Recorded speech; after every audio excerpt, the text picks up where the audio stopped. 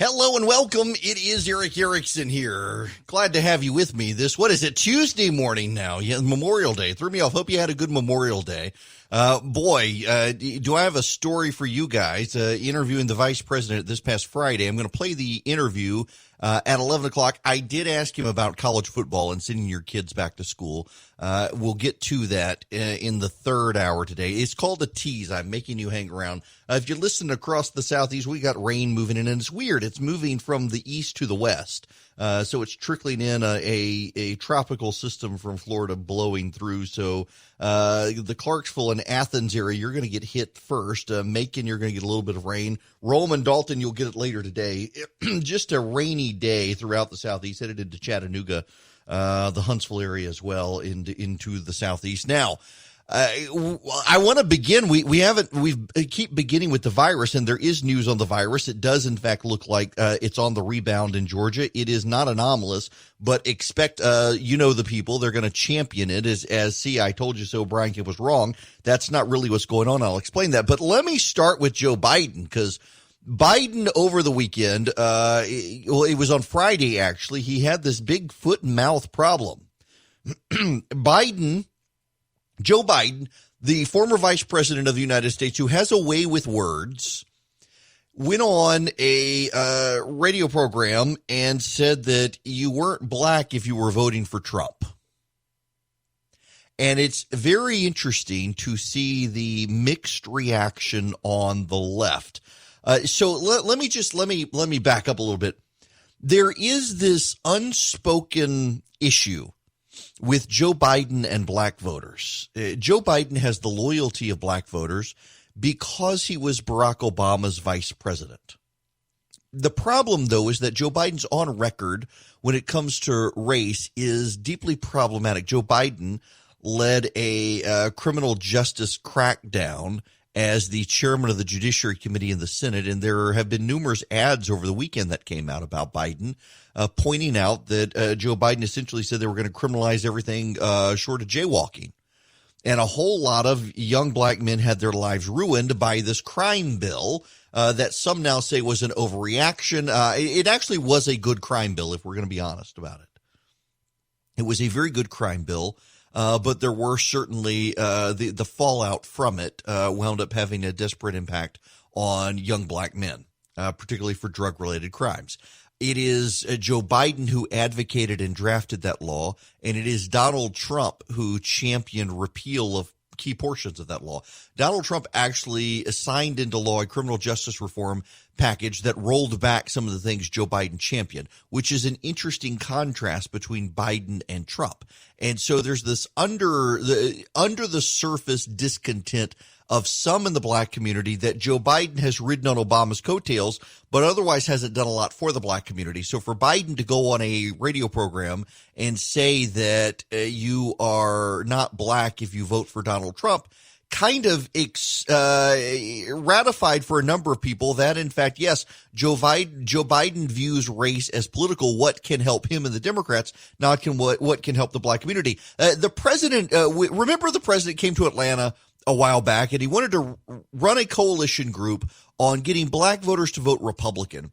And one of the things he said is that Democrats have just taken the black vote for granted, and they do. And no one really disputes the fact that the Democrats do take the black vote for granted. The Democrats, in fact, know that reliably 80 to 90% of black voters will vote Democrat. They don't have to do anything for the black community, for the black community to vote for Democrats. And the president wants to shake that up a bit. He's been pushing for it. Well, Joe Biden making this slip of the tongue, saying what he said, will exacerbate that. And there is just all sorts of divisions around this. I got audio. I want to start first with this montage of Democratic reaction. I'm a little revved up, okay, because this is a distraction. Vice President Biden spoke to his comments on the Breakfast Club. He apologized. He clarified. He said he shouldn't have been so cavalier. But we need to move on and talk about the issues and what's really at stake here. The vice president shouldn't have said it. He apologized for it. But I really think the gall and the nerve of President Trump. I believe that Joe Biden was incorrect in saying the statement, "You ain't black." But I also believe that his apology was sufficient. That apology was given swiftly. He was saying, I'm sorry, I was being too cavalier, I apologize. To his credit, Joe Biden recognized within minutes that he had gotten carried away. I think he has apologized, and he should have apologized. It was like, one of those jokes that just falls flat. It's almost the end of the interview, and you need to understand the context. I mean, Biden made an error. He apologized for it, and just move on. I mean, we can obsess on this, but this is, in the scheme of things, this is not going to amount to diddly squat. Notice how they want to move on so quickly. Let's not pay attention to this. It's funny how they want to hang on everything. More attention was given, and I wish this was this was made up, but unfortunately it's not. More attention has been given over the last 4 days to President Trump going to the golf course as Americans approach 100,000 COVID-19 deaths than to Joe Biden saying that you're not really black if you vote for Donald Trump. You're not really black unless you vote for him.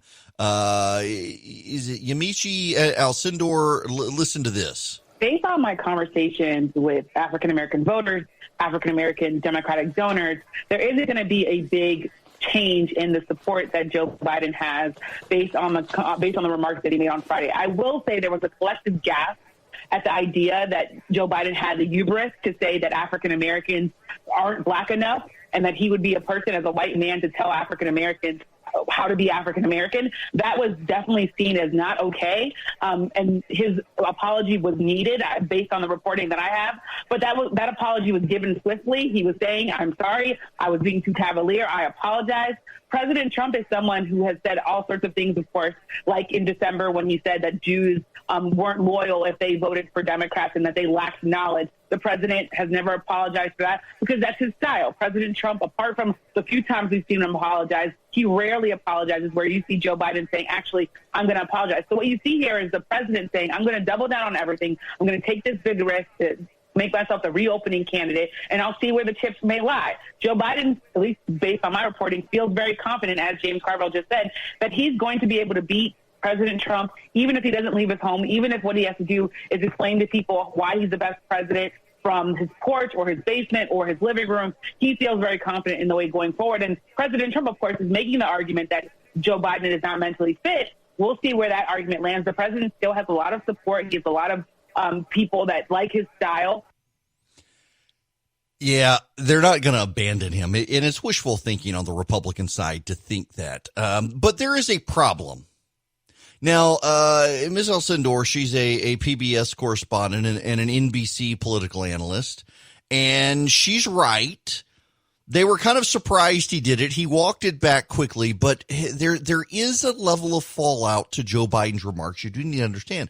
Younger black voters are not beholden to the Democratic Party in the way their parents or grandparents necessarily were. They're not as sold on the party. In fact, many of them want to move to the left of the Democratic Party and were Sanders supporters to a degree. But a lot of them are looking at the Republican Party thinking, hey, the Democrats take us for granted. The GOP won't. And for Biden to do that becomes problematic, and because Donald Trump so aggressively believes he can get black voters. And here's the point. This is what you need to understand, because I can hear some of you yelling this, that Donald Trump's never going to get a majority or even a significant portion of a minority of the Democratic voters to vote Republican. Why waste your time, Donald Trump? I know people feel that way. Here's the problem. For those of you thinking this, he doesn't have to get a bunch. All the president has to do is get a portion of the black vote to vote for him. And he neutralizes advantages Joe Biden might have. It's true. The president won by 70,000 votes in the Electoral College in Pennsylvania, Wisconsin, Michigan. He needs to hold those 70,000, and he needs to gain. What does he need to gain? If he can gain 100,000 black voters, if he can gain 50,000 black voters, there's momentum in his direction. 100,000 black voters in his direction. That's not a ton, but it adds to the president's numbers, and the Democrats have to stop him. And that's a problem when you got a gaffe machine like Biden and an increasing view within the black community that the Democratic Party takes them for granted.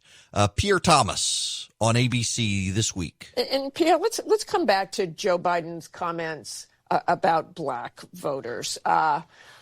You heard the comments he made. He seems to, Charlemagne the God, the radio host, seemed to give him a little bit of a pass and a little bit of support.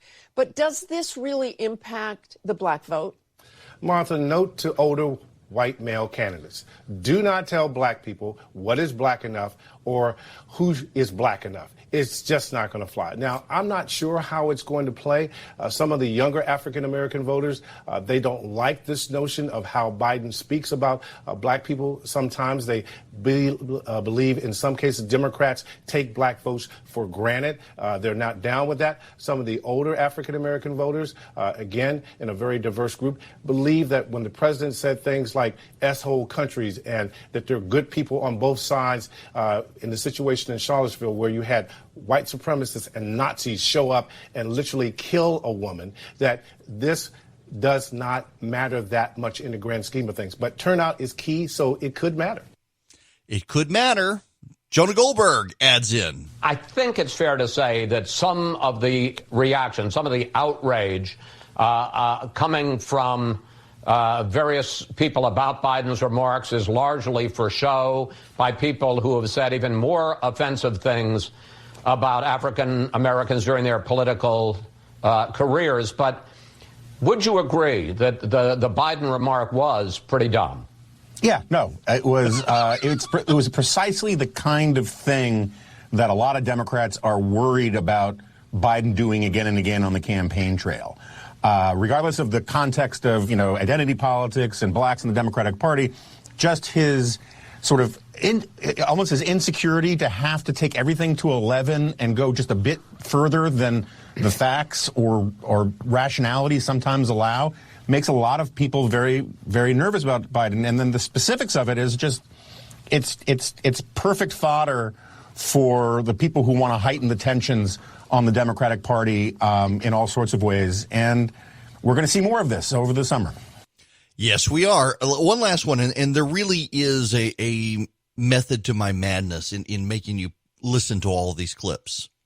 Because I began intentionally with the Democratic montage of the Democrats circling the wagons, of saying, this is no big deal. He apologized. He moved on. Al Sindor is saying, I've talked to a lot of people in the black community, a lot of black donors to Biden, and there was a gasp that he said it, but he quickly apologized. They're willing to move on. And then you start, you get the idea from the Democrats. Of course, they're going to circle the wagons, but how do members of the press view this? They're starting to realize there are problems with Joe Biden. Last one before we go to break, Chuck Todd, to give you a strong sense of where the establishment reporter pool on this is. And joining us now is Ali Vitale. Ali, obviously the Biden campaign on the defensive. And for those of us that have covered Joe Biden for decades, it rang very familiar. He'll say something, you're like, oh, you can't say that. There was the clean and articulate comment about Barack Obama in 2008 is just among the more recent ones he's done. So this is not the first time he has basically shown how insensitive he can be when it comes to some language at times with race. Yeah, Chuck, I feel like the word of the primary when you were talking with sources on other campaigns were them reminding of Joe Biden's propensity towards gaffes, towards misspeaking. And largely throughout the primary, he managed not to have too many of those moments, at least not in any major way that derailed his candidacy. But at the same time, this is a moment that reminds that he does still have that propensity towards misspeaking. A propensity towards misspeaking. I like Ali Vitale. Yes, a propensity towards misspeaking. And he's going to do, and see, here's the thing. Donald Trump does it too, but it comes with the calculation with Donald Trump. With Joe Biden, the Democrats like to have this view that Biden is so much better than Trump. He's smarter than Trump. He's more articulate than Trump, and on it goes. And really, he's not. And the media is beginning to realize there's a problem. So you start with the Democrats rallying circling the wagons, rallying the troops, saying, oh, it's no big deal. He apologized. We're moving on. To the more dispassionate people, some of whom still want Biden to get elected, but the more dispassionate people thinking, oh, wait a second. This is what everybody was warning us about. What have we done? Well, you've nominated a gaffe machine who says these crazy things and is not the same man he was 4 years ago. That's the other unremarked thing here. Everyone in the media wants to turn a blind eye to the fact that the Joe Biden of today is not the Joe Biden of 2016. And so he's been very, very guarded, and when he comes unguarded, for weeks and weeks and weeks, everyone said, hang on, Joe Biden, you're too scripted, you're doing too safe, you need to do more. So he goes on this radio program, has an unscripted, unguarded minute, and oh my gosh, getting back in the basement. I mean, now you're having these think pieces. Joe Biden campaigning from the basement is a smart idea. Well, of course it is. Look at what he's saying out there. It's me. Welcome back.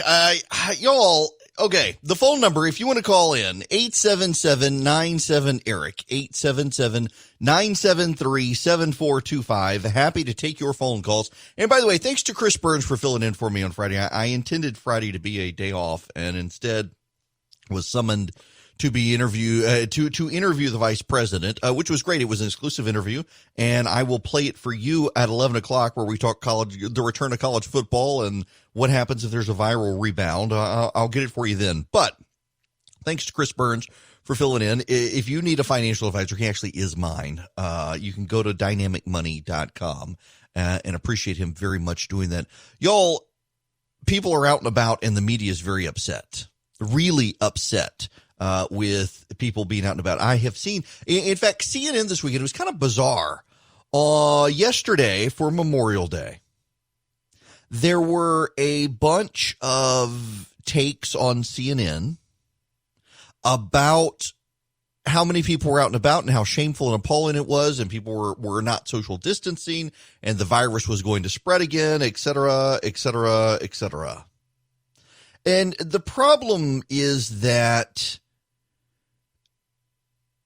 all the video clips that CNN showed were people social distancing. There was one clip of people jogging, and there was distance between them. I was like, why are they upset with this? And yet they were. And we're seeing more and more of this, of the shaming going on the media, of people not doing it, people not social distancing, of people not staying home, of people not wearing masks. And listen, I get the mask concern. I truly do. I try to wear one in public. And in fact, I had somebody get snippy with me over the weekend because I was at the grocery store and I did not have a mask on, and they were wearing a mask and said, you don't have your mask on. I hear you on the radio telling people to wear a mask. Why aren't you wearing a mask? And I said, because there aren't a lot of us in here, and my wife is washing my mask. I've got a cloth mask, and I thought it was in my car. I was going to wear it, but it was in the washing machine. So in any event, I couldn't wear one. And I am noticing a number of stores. There are some that are making people wear masks, and yet they're not offering masks to people who don't have them. They're allowing people to come inside. I get the mask thing, but this being crowded on the beach. I mean, for example, if you actually pay attention to the pictures that are coming out from CNN this weekend, you pay attention to the crowds on the beach, the crowds on the lake, the crowds everywhere, the crowds in the parks. It's clusters of families. We actually had church on Sunday. We went to church on Sunday. We did. And there were about 250 of us. And for those of you familiar with downtown Macon, I go to First Presbyterian in downtown Macon, and they closed off Mulberry Street, and we all spread up and down Mulberry Street, family to family, each family in a small cluster together, keeping 6 feet apart, some around the side of the church. The preacher stood at the front door of the church. He had a loud system so he could speak. They had a guitar and a piano plugged into it as well, so we could sing songs. We wanted to meet and sing together. And so it was great. Everybody spread out. And the only complaint is, I really do. The older I get, the more I really love the old classic hymns. And I don't know that we do enough of it. I think you can overkill it and just do those. There's some great new stuff, but every once in a while, just play one of those really good old. Can we not do the old rugged? Are we too PCA for the old rugged cross? But in any event, it was great. It was great to be with the body of Christ. Meanwhile, in Chicago, the mayor of Chicago is running police raids, dragging people out of churches for not social distancing. We social distance on a street. It is possible to have church. I hope we do it again. It was great, but it did definitely start to get hot. Still, the shaming by the media of this stuff and the obsession with the president's golf game. It's ridiculous seeing the way the media is covering this stuff. Dare I say bias? Yes, there is a real bias by the media in this stuff, and it's sad. When we come back, the cases in Georgia look like they may be going back up. I've got details for you. Hello there. Welcome back. The phone number, if you want to call in, is 877-97-ERIC, 877-973-7425. Hope you had a good Memorial Day. This reminds me, I have them locked and loaded and ready to go. Today, at 12:15 p.m., if you are on the recipe list, you will get a recipe. I made jerk chicken legs this weekend, and they were fantastic. Philip can attest. His whole family abandoned him this weekend, and so we had him over on Sunday and fed him. And I made these jerk chicken legs. I saw this guy in Great Britain had this recipe on Instagram, and I decided I would kind of match it and it was fantastic. If you want the recipe, text the word recipe to 33777. I will get you the recipe at 12:15 via email. You'll get a text back. What happens? You text recipe to 33777, and then you get a text back saying what's your email address. You reply to that with your email address, and it subscribes you. Be there by 12:15, or you won't get the recipe. That full disclosure there. Okay. The media is obsessed with the president going to play golf. They are. CNN has a fact check out. Trump has spent far more time at golf clubs than Obama had. At this point, I'm old enough to remember when Barack Obama was president of the United States, and the media told us that it did not matter. And why were Republicans obsessed with Obama's golf game? Was it because he was a black man? Was it because he was a black man playing a white man's sport? This was actual commentary in the media at the time that Republicans were obsessed because of racism. They didn't like a black man playing a white man's game. Or I didn't even know golf was. I guess the Scots invented it. So, but nonetheless, that was commentary at the time, and we were told to get over it, move on. Well, now the media is obsessed with the president. Let me read you the opening. Criticized for golfing twice on a Memorial Day weekend during which the U.S. coronavirus death toll approached 100,000. President Donald Trump responded Sunday and Monday by drawing attention again to former President Barack Obama's golfing. Oh, good gracious. Barack was always playing golf, he said in one of 5 golf-related tweets. You know, the media is now stuck in the president's head here, and vice versa. The president goes golfing. They've got it's just that this abusive feedback loop. You know, I wrote about this morning. You know how you go to a restaurant and it really makes you mad because the service is terrible. The waiter, you got to flag him down because he's not coming to check on you. He doesn't refill the drinks for you. The order gets screwed up, and then you wake up at 3 o'clock in the morning puking your guts up because you got food poisoning. You tell all your friends, don't go to this place. You get on Facebook and say, don't go to this place. You get on Twitter, you say, don't go to this place. You do a live stream on Instagram about how horrible this place was, and you get on Yelp and you write nasty reviews saying, oh, this place was terrible. The service sucked, and I got food poisoning. Don't go eat there. Now, you do that with someone you've also had a relationship with, a physical relationship with. And it's just, it becomes really nasty. And that's essentially the media and Trump at this point, that they had a near sexual relationship, the media and Trump did. I mean, they were in bed together all the time. You had Donald Trump was going on MSNBC shows. He was going on CNN shows. They loved him. He was there all the time. I mean, he was there all the time. NBC had a TV show with Donald Trump. He was going to the award ceremonies. He was going on these people's shows. He was calling in. He was showing up. They loved him. They loved him. And then he chose the Hicks and Rubes of flyover country over the New York elite. And my goodness, the world has never been the same. They had to get a divorce, and it's been a nasty divorce. And we're like the kids stuck in the divorce between the media and Trump. It's horrible. They're not going on. It's not just the he gave me food poisoning and the service sucked. It's a he got me pregnant and then cheated on me sort of thing. It's horrible. And that's what happens here. And it's just the sick, demented codependency between the president and the press that the rest of us have to put up with, and people are burned out on it. And the press, it's so funny to watch the media now, who for years told us about Barack, get over this. You just don't like him because he's a black man. That's what members of the media told us. And now they're obsessing with Donald Trump over this stuff. What's their problem with an orange man? I have no idea.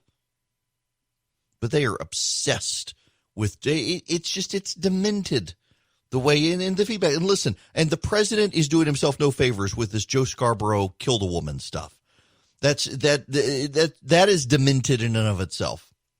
For those of you who have seen these things and you've read these stories and you're wondering what's going on, there was a young woman who worked for Joe Scarborough when he was in Congress. I think she was in her late 20s. She had a heart problem. And something happened with her heart. She fell over and hit her head on a mantelpiece and hemorrhaged and died. And for years, conspiracy theorists spread nasty conspiracies that Joe Scarborough had murdered this young woman, which wasn't true. There was an autopsy. The woman was married. It was a sad, sad, tragic thing. She had a heart problem. And for the president over the last week or so to start re-upping these Joe Scarborough killed this woman stuff is in and of itself just bad. He shouldn't do it. It's a distraction and it's gross. Don't accuse someone of murder ever. I mean, I don't care whether you like Joe Scarborough or not. I actually do like him. He's a friend. But it's just, it's gross to spread these conspiracy theories. And it's just, the whole thing between the press and the president, it's you're not just watching the train wreck, you're part of the train wreck because you can't escape it. And we need to move on from it. And I wish we could. But every time the president seems like he's going to move on, the press tries to drag him back. The stupid story from CNN, oh, he's golfing. I mean, the number of people, in fact, I saw one reporter, not a CNN reporter, I think it was a New York Times reporter, tweeting out a picture of the president playing golf on Sunday saying this is how he spent his Memorial Day. No, Memorial Day was Monday. And he was actually at the cemetery on Monday. And yet they want to tweet this. This is the president playing golf on Memorial Day. No, it was actually Sunday. You got your timeline wrong, and you know it, and you won't fix your tweet because you're lying about it. You are behaving. Again, this is the president's superpower. He makes other people behave in the way they claim he behaves. And I think that's true. Now, we need to move to the story on Georgia. This is important. The number of cases of COVID-19 in Georgia is going back up. And you will hear a lot of I told you so's this week. The 7-day moving average appears to be trickling back up. And the reason is because there were 959 confirmed cases on May 18th, which is an all-time high in Georgia for testing. Now, some of those are preliminary cases. We need to check it, but it is a huge spike. Now, every day around this is what you need to know. Every day around it is a pretty big, is completely different. So let's take, for example, May 13th, 751, May 14th, 771, May 15th, 807, and then on the 20th, on the 18th, a big jump to 959. What on earth is going on and why is this happening? And then, by the way, it goes back down again, and people are, well, what's going on here? This is the governor. It's all the governor's fault. It's not really the governor's fault, and this is what you need to understand. 18 states now are showing a rebound. Some states that open, some states that have not fully reopened. Virginia, the cases are going up, and Virginia's still on lockdown. So what on earth is happening here?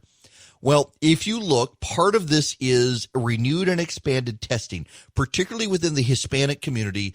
Expanded testing in the Hispanic community is revealing cases of COVID-19 we did not realize were there. We knew that there had to be a problem because of the Gainesville poultry situation, and they went in, they got very aggressive. They've been testing. So, of course, they're going to see a rebound in these cases. But not only is there going to be a rebound in the cases, what you're also going to see is that there are some isolated pockets of the virus in, for example, nursing homes in Georgia, in the poultry worker community, the immigrant community in Georgia, and the farming community. There are rebounds. But here's the thing. We know where they came from. We know the virus isn't spreading communally right now. It's just in these pockets of the community. And we know what to do about it, and we're doing it. So you're seeing this spike, but then you're seeing the decline as well. And that is the aggressive treatment response in Georgia. They're doing what they said they needed to do to make this thing go away. And that should be where the focus is. And unfortunately, that's not going to be where the focus is. So in other words, all of the people said, oh, we're going to see this rebound. We're going to see this rebound 3 weeks. Well, we're more than 3 weeks out. We're 4 weeks out. And now they're going to say, told you so, told you so, told you so. What they're going to ignore is the fact that the state proactively went in, found where they presumed cases would be, ramped up the testing, and they were able to contain it from spreading, which is what they said they wanted to do. Georgia should be the model of this. The best they have now is this COVID-19 conspiracy theory that the governor and Dr. Toomey and the Department of Public Health, all of whom, by the way, are careerists. They're not politicians. They're careerist bureaucrats that somehow they're covering for Brian Kemp. They're rigging the data, don't you know? It's not really the case. That's not really what's happening. We're actually seeing an overall trend in decline. There is a little bit of a bump. It is not anomalous to Georgia. It is a situation where there was spread in certain communities that we found. But here's the other thing. We're also, in fact, a buddy of mine sent me a text and said he got an antibody test and his came back positive. Now, we got to be careful with some of the antibody tests because they do sometimes pull out false positives, but I'm hearing this from a lot of people, which is actually really good news. Now, why is it really good news? Well, because it shows that the virus has spread more rampantly than people assumed and that people handled it better, and so the death toll is actually less. Now, there will be people who have died, we know, who no one knew it was COVID-19 at the time. And so we may see an upward trend in the revision of the death count. But overall, an upward trend in the revision of the death count coupled with an upward trend in the number of people who are infected is good news because it means fewer people overall died. The mortality rate goes down, even as the infectious number goes up. The hospitalization rate goes down. The ICU rate goes down. The percentages all go down the more people have it. More and more people I'm finding are getting tested. And now some of the antibody tests are flawed, and the antibody test can pull a false positive. But if you know anything about statistical sampling and you know the rate of false positives, what you can do for certain is you can extrapolate out from the false positives to the actual positives and determine that more people had it than we knew. And they didn't go to the hospital, and they didn't die. They weren't in ICU. And then we can also better reassess the rate of spread. Because if people had COVID-19 and they weren't in the hospital, and they were treating it like they presumed they had the flu or something, and it didn't spread within their household, that's a really good sign that the virus is not as bad as originally thought.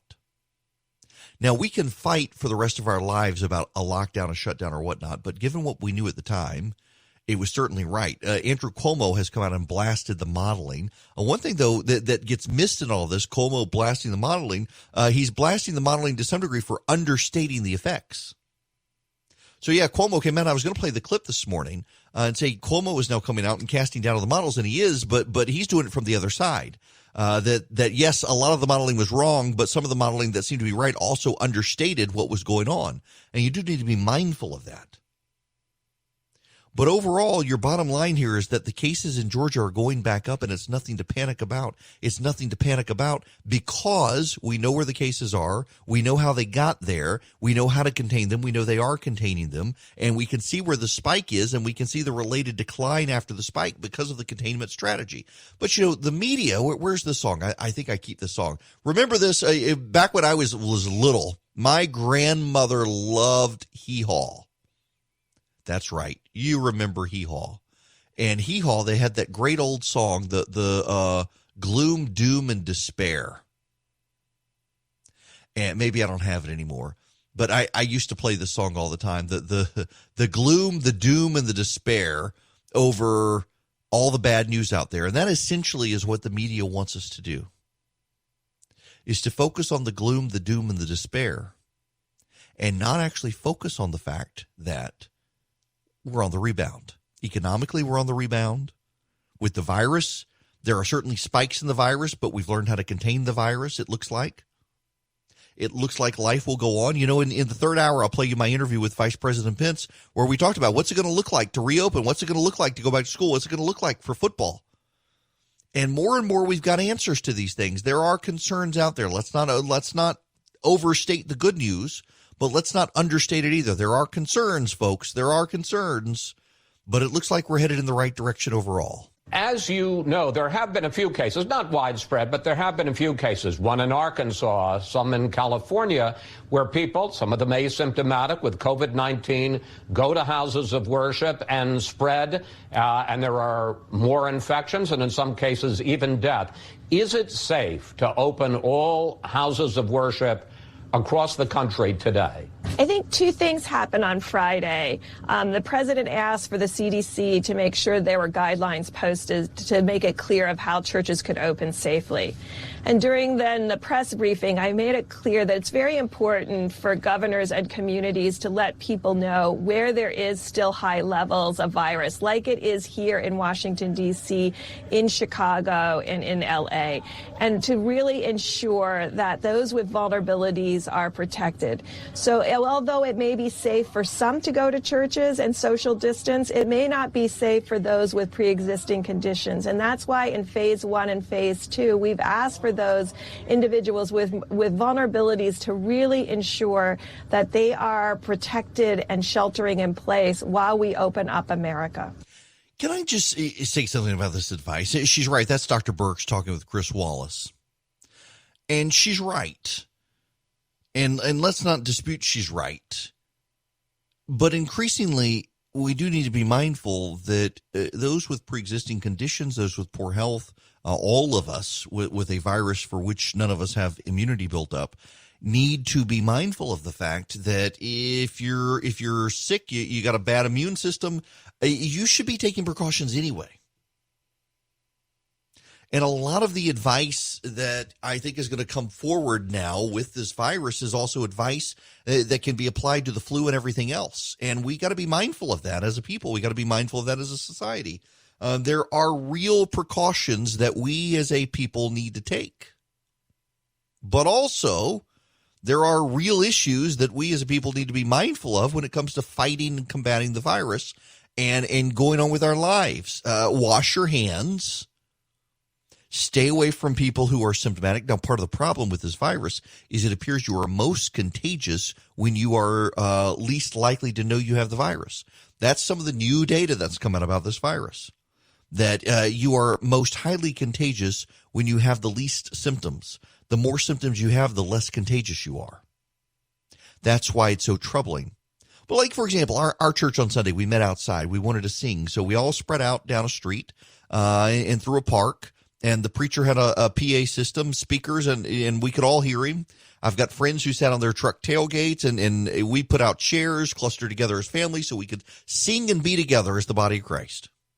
And it was great. It was really, really good. I've been trying to be mindful of tithing even when not in church, but I've been really terrible about getting the whole family up and participating on Sunday. My wife is better about it than the rest of us. She's always up watching the sermons on Sunday, and we've done it occasionally, and if not, I've tried to supplement myself, but I'm just not good at it.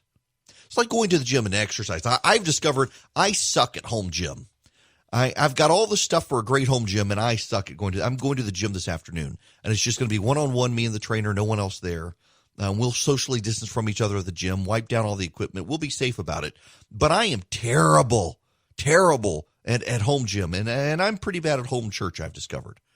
And so it was great to be with the church family on Sunday, but we wanted to sing. And so we did it outside. We did the whole church service outside. It was abridged because of the heat. It started at 10. By 10:45, it was done, but we were sweltering. We abridged the songs. We had the prayers. We did the Apostles' Creed, which I love. And then we went home. I was actually kind of amazed at the number of people who stood around and visited. I mean, we left. We visited. We were gone by 11, so 15, 20 minutes we stood around visiting with people and stood at a distance, talking loudly so each other could hear. And a lot of people were they were together. They wanted to see each other. They hadn't seen each other. They hadn't seen people. We are a communal people.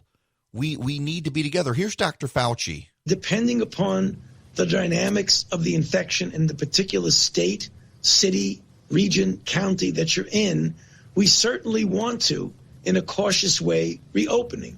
We can't stay locked down for such a considerable period of time that you might do irreparable damage and have unintended consequences, including consequences for health. And it's for that reason why the guidelines are being put forth so that the states and the cities can start to re-enter and reopen. Yes. We got to have those guidelines. What is really interesting here, and we need to get into this when we come back, is that as Dr. Fauci himself, who has wanted us sheltered in place, is starting to come out and say, hey, we can't stay sheltered in place forever. We've got to find a path forward. Democrats are coming out saying, no, we must shelter in place forever. There's a reason. Turns out that the economy looks like it may just rebound. It turns out the economy is actually looking like it may very well be able to turn things around. Right now, it is 58 after the hour on Tuesday, May 26th, and the Dow is up 575 points right now. The NASDAQ is up 109 points, S&P up 52, the New York Stock Exchange up 302 points. The economy looks like it may be turning the corner, and that is bad news for the Democrats, actually. And they don't like it, so they want you to shelter in place. Do you know that 75% of Americans use old, worn-out bristles that aren't very effective with dealing with their teeth and tooth decay? And a lot of us, myself included, don't floss regularly. You need to do a better job. Let me tell you about Quip. They're not just a show sponsor and advertiser. They actually are the toothbrush that I use and have used well before doing this sponsorship. My wife has one. My daughter has one. I have one. We're probably going to have to get my 11-year-old one, but he can barely remember to brush his teeth at this point. But nonetheless, the Quip actually is a great toothbrush. It has a timed sonic vibration. Every 30 seconds it pulses. So as you get the dentist recommended 2-minute routine, they've got a size down version for kids. It's just a well-designed toothbrush. I have had some of the expensive, you can get the $99 toothbrush with the supersonic vibrations and whatnot, and it's so poorly designed, and you got to take the charger with you, or it's got a giant battery backpack. This is just like a regular toothbrush, and it takes a AAA battery, and every couple of months they send you a new brush head with a new battery so you can keep a fresh toothbrush. I can't rave enough about Quip. I really do like it. It really is a great design toothbrush. I have no longer been getting new toothbrushes because I just keep my Quip and I get a new brush head. You can go to quip.com/Erickson right now, and you'll even get your first brush head refill pack for free. That's your first refill for free at getquip.com/Erickson. It's getquip.com/ERICKSON. Quip is the good habits company, and they'll make great brushing habits for your teeth. Your teeth will thank you. Hello and welcome. It is Eric Erickson here. Glad to have you with me this morning. Rainy in parts of the southeast as this tropical system moves in, and it's hot too. That's all good news, actually, with the virus. Hot and humid, we know, hinders the ability of the virus to spread. So really good news. As I mentioned in the last hour, Georgia is starting to see an uptick in the number of cases. 18 states actually are seeing upticks in the number of cases. That's nothing really to be alarmed about at this point. And the reason, particularly here in Georgia, I'm sure there will be I told you so's that the governor was starting too early with his reopening, but this is happening even in states that delayed, and the timing is not really coincidental. It happens to coincide with a ramp up in testing, but not just a ramp up of testing, a ramp up of testing in immigrant communities, particularly Hispanic laborers in poultry and beef facilities and on farms where the virus has spread largely unchecked, and they've needed to figure out ways to contain it. And so they've done good testing, and they're containing it, and they're working in those communities. So we should not be worried or fret about this uptick. It is not happening in the community like it had been happening. It's happening in particular communities where it is contained. So that is very good news. I've got to tell you, the issue of the media and the president, I said in the last hour that the media and the president, it's like we're the kids in a nasty divorce between the president and the media. We're the kids in a nasty divorce, and the president and the media are savaging each other. There is a level of contempt for each other that there used to not be. And because there used to not be, because there's, so for example, I know someone, I don't want to get into names, and they're not listening even so, but I know someone who genuinely hates my guts. Now, there are a lot of people who hate my guts, let's just be honest about it, but this person actually used to be a very good friend. And that person began to disagree with me politically, and that strained our relationship. And I tried to be cordial and friendly with the person, and they tried to be cordial and friendly with me, and we tried to make time to spend time together. But politics became so poisonous, and increasingly, as I was trying to move away from really just having to talk about and engage with politics, because it's what I do for a living. I mean, if you want to talk politics with me, I've got a phone number. You can call in 5 days a week for 3 hours, and you can talk. I don't want to deal with it when I'm off the radio. There are plenty of other things in life that are more important, and politics became more and more consuming for this friend of mine who just increasingly, I feel like, went down a dark road, that they feel like I abandoned core convictions, that I've somehow become some sort of left-wing squish because I don't agree with them on certain things. And because they knew me so well, they feel betrayed by me for not agreeing with them on things. You know, when Scripture talks about a prophet's not welcome in his hometown, those who know you best tend to be least receptive to you when you get to a certain positions in life. And yeah, I can totally see that. And it became acrimonious. And ultimately I found out that this person was saying some pretty awful things about me, just because he's hurt that I don't see eye to eye with him anymore. He feels betrayed by me. And I get that. There's nothing I can do with it. I'm not going to change my views to go down this road with him. I'm not going to associate with some of the ideas and I don't know that I don't think he held them. I think, like so many people in this political season that we are in, something just snapped. And I'm not willing to go down the road towards the press overall as the enemy of the people. I think there are some terrible reporters out there, but I don't think the press overall is. And I'm not willing to believe some of the outlandish stuff out there. And I'm not willing to bite my tongue when somebody on my own side does something. I feel the need to speak up, but it just became a problem. And I feel very much like that's where we are with the press and the president. That the press and the president were in this collaborative relationship where he was the darling of the media. He had great ratings with The Apprentice, and he was on all the talk shows. He was chiming in. Even when he started flirting about being Republican instead of a Democrat, he'd watch Don Lemon. He'd go on Don Lemon's show. He'd go on Morning Joe. He'd be on MSNBC. He'd be all over the place.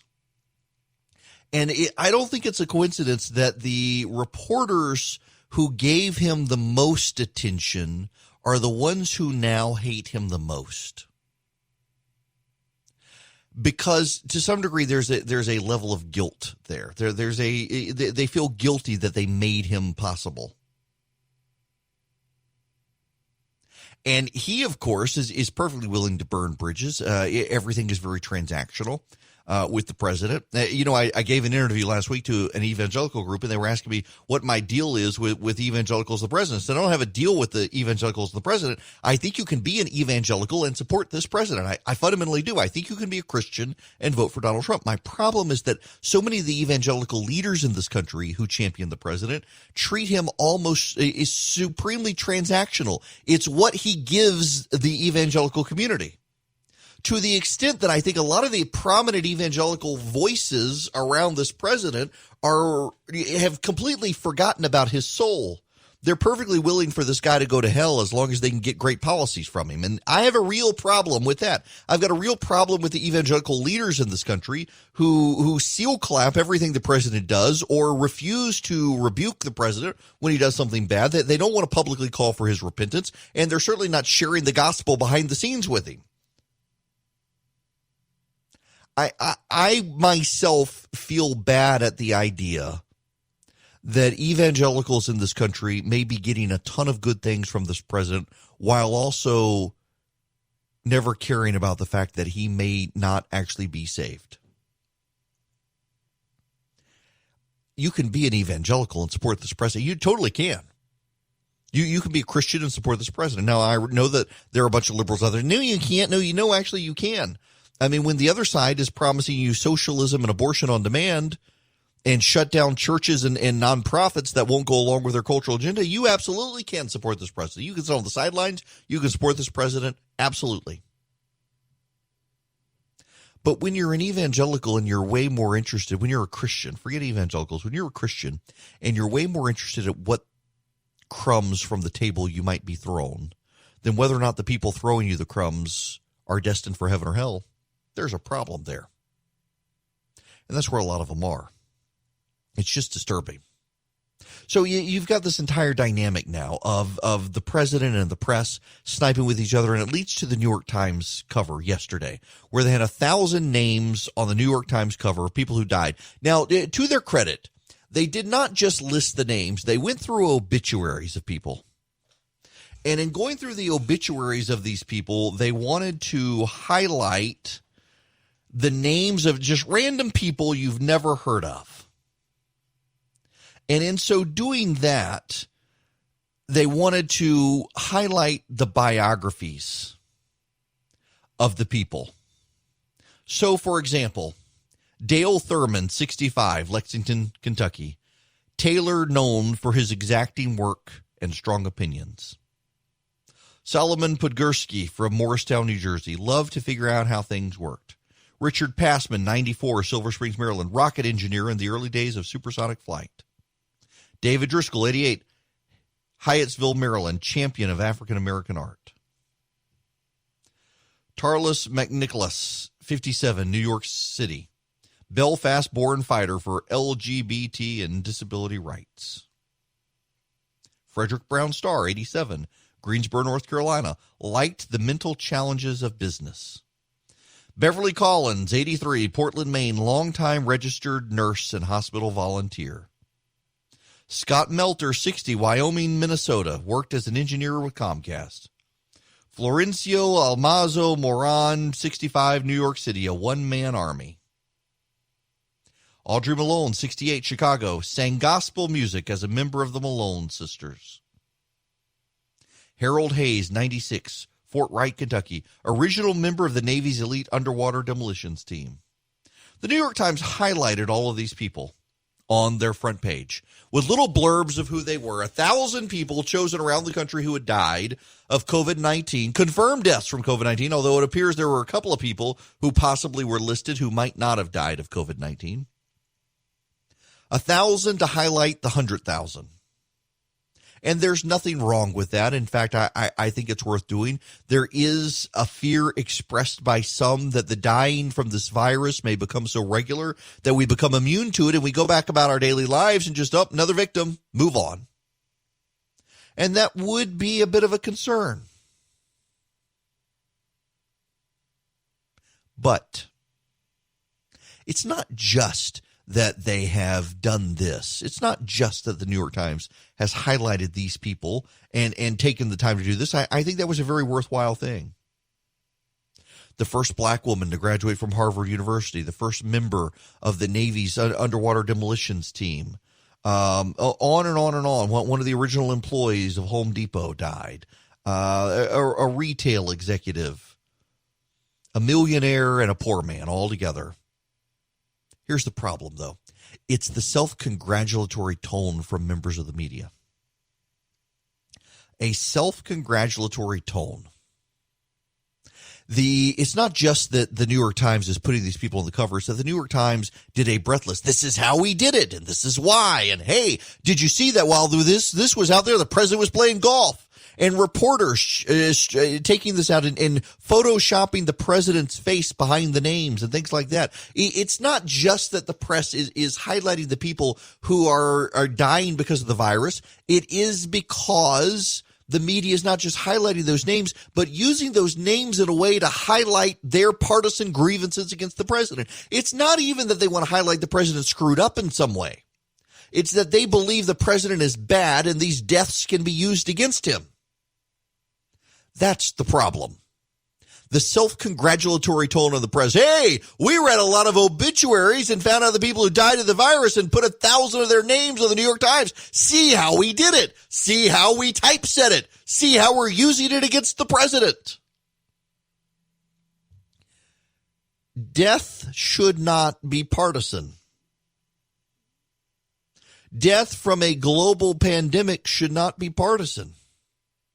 And yet there are a whole lot of people in the media who seem to want to make it that way. And the data truthing along the way as well.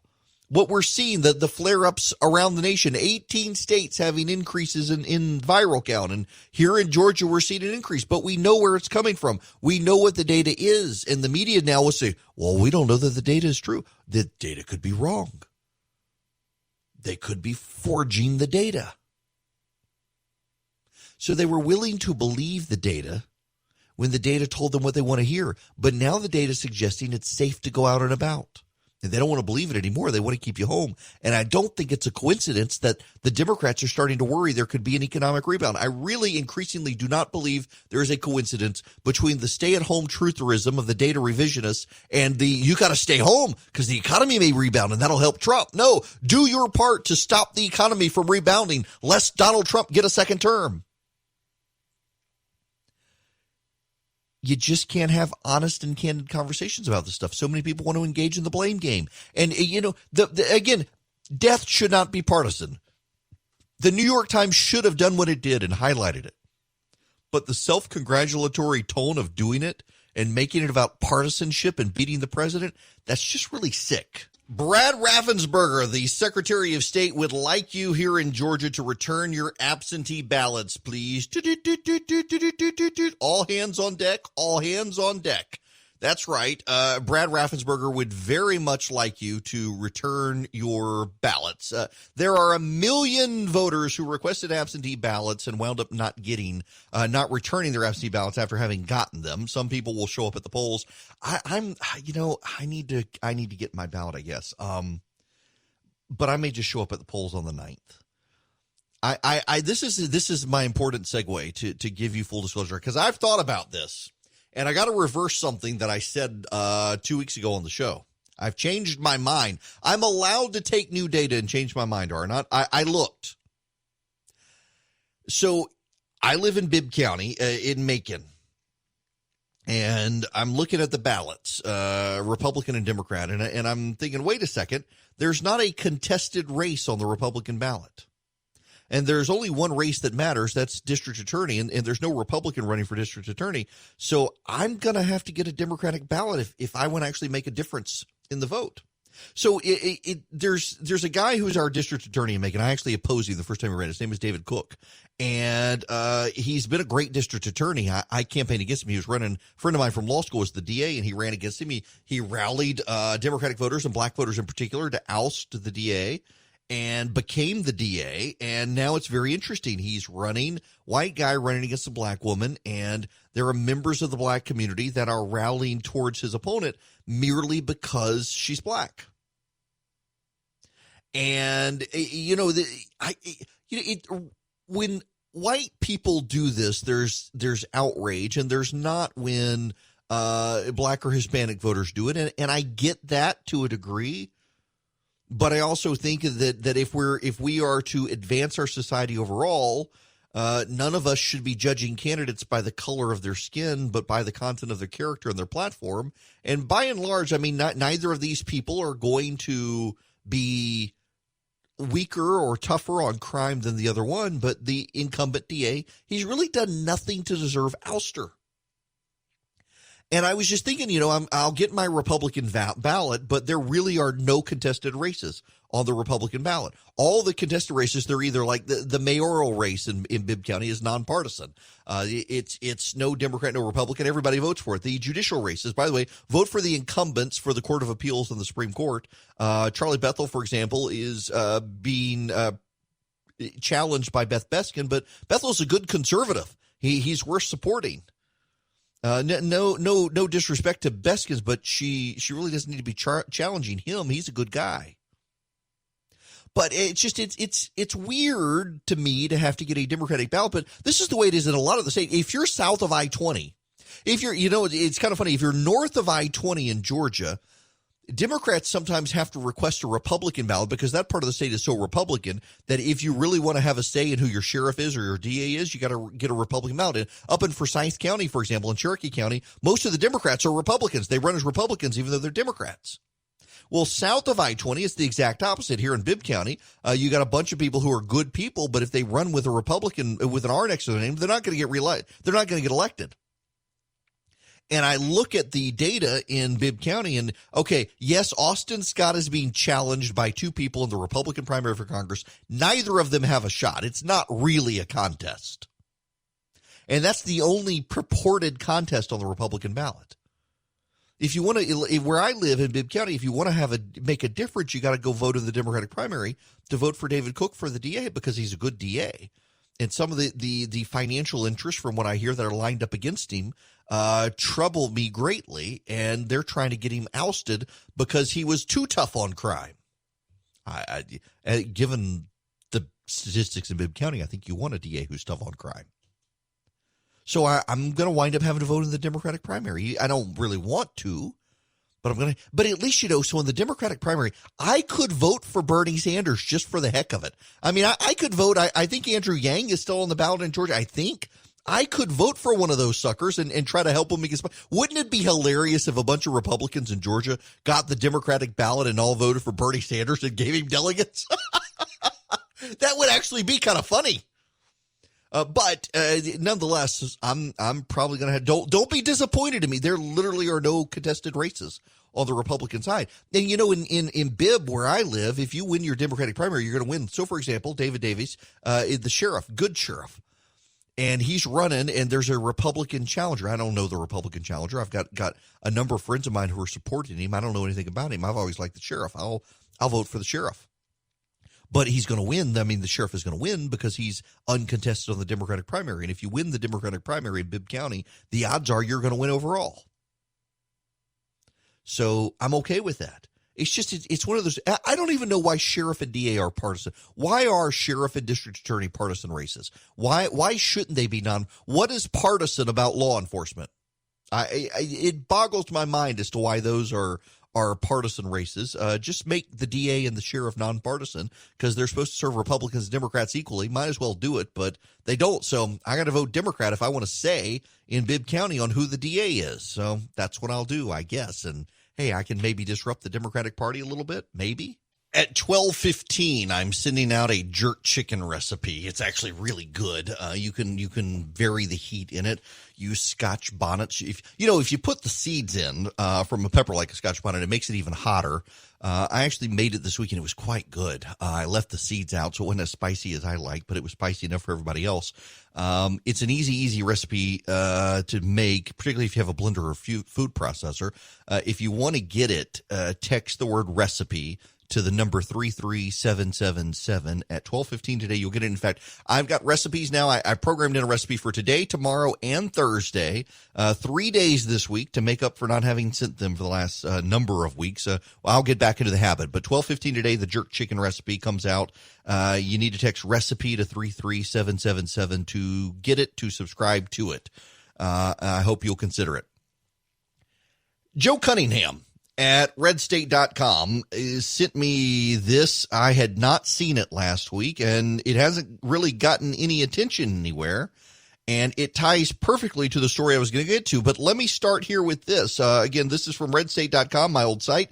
Joe Cunningham there. A recent CNBC poll shows that President Donald Trump and the Republican Party are essentially tied in key swing states with former Vice President Joe Biden and the Democrats when it comes to handling the coronavirus pandemic. The poll, which tested top battleground states like Arizona, Florida, North Carolina, Pennsylvania, and Wisconsin, shows that Trump leads Biden 46-45 in terms of handling COVID-19, as well as leading the presumptive Democratic nominee 45-43 when it comes to putting the middle class first.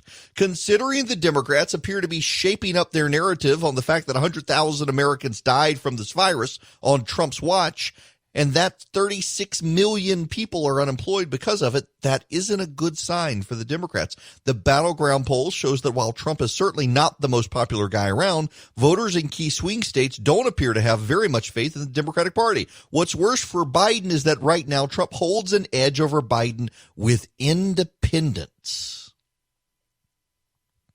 That's really good news for the president. Remember, the pollsters have gotten better after the 2016 problems. They know that they've got to pay attention polling-wise to the swing states, not the national positions. Which brings me to the story that I wanted to get to. Keep that in context here.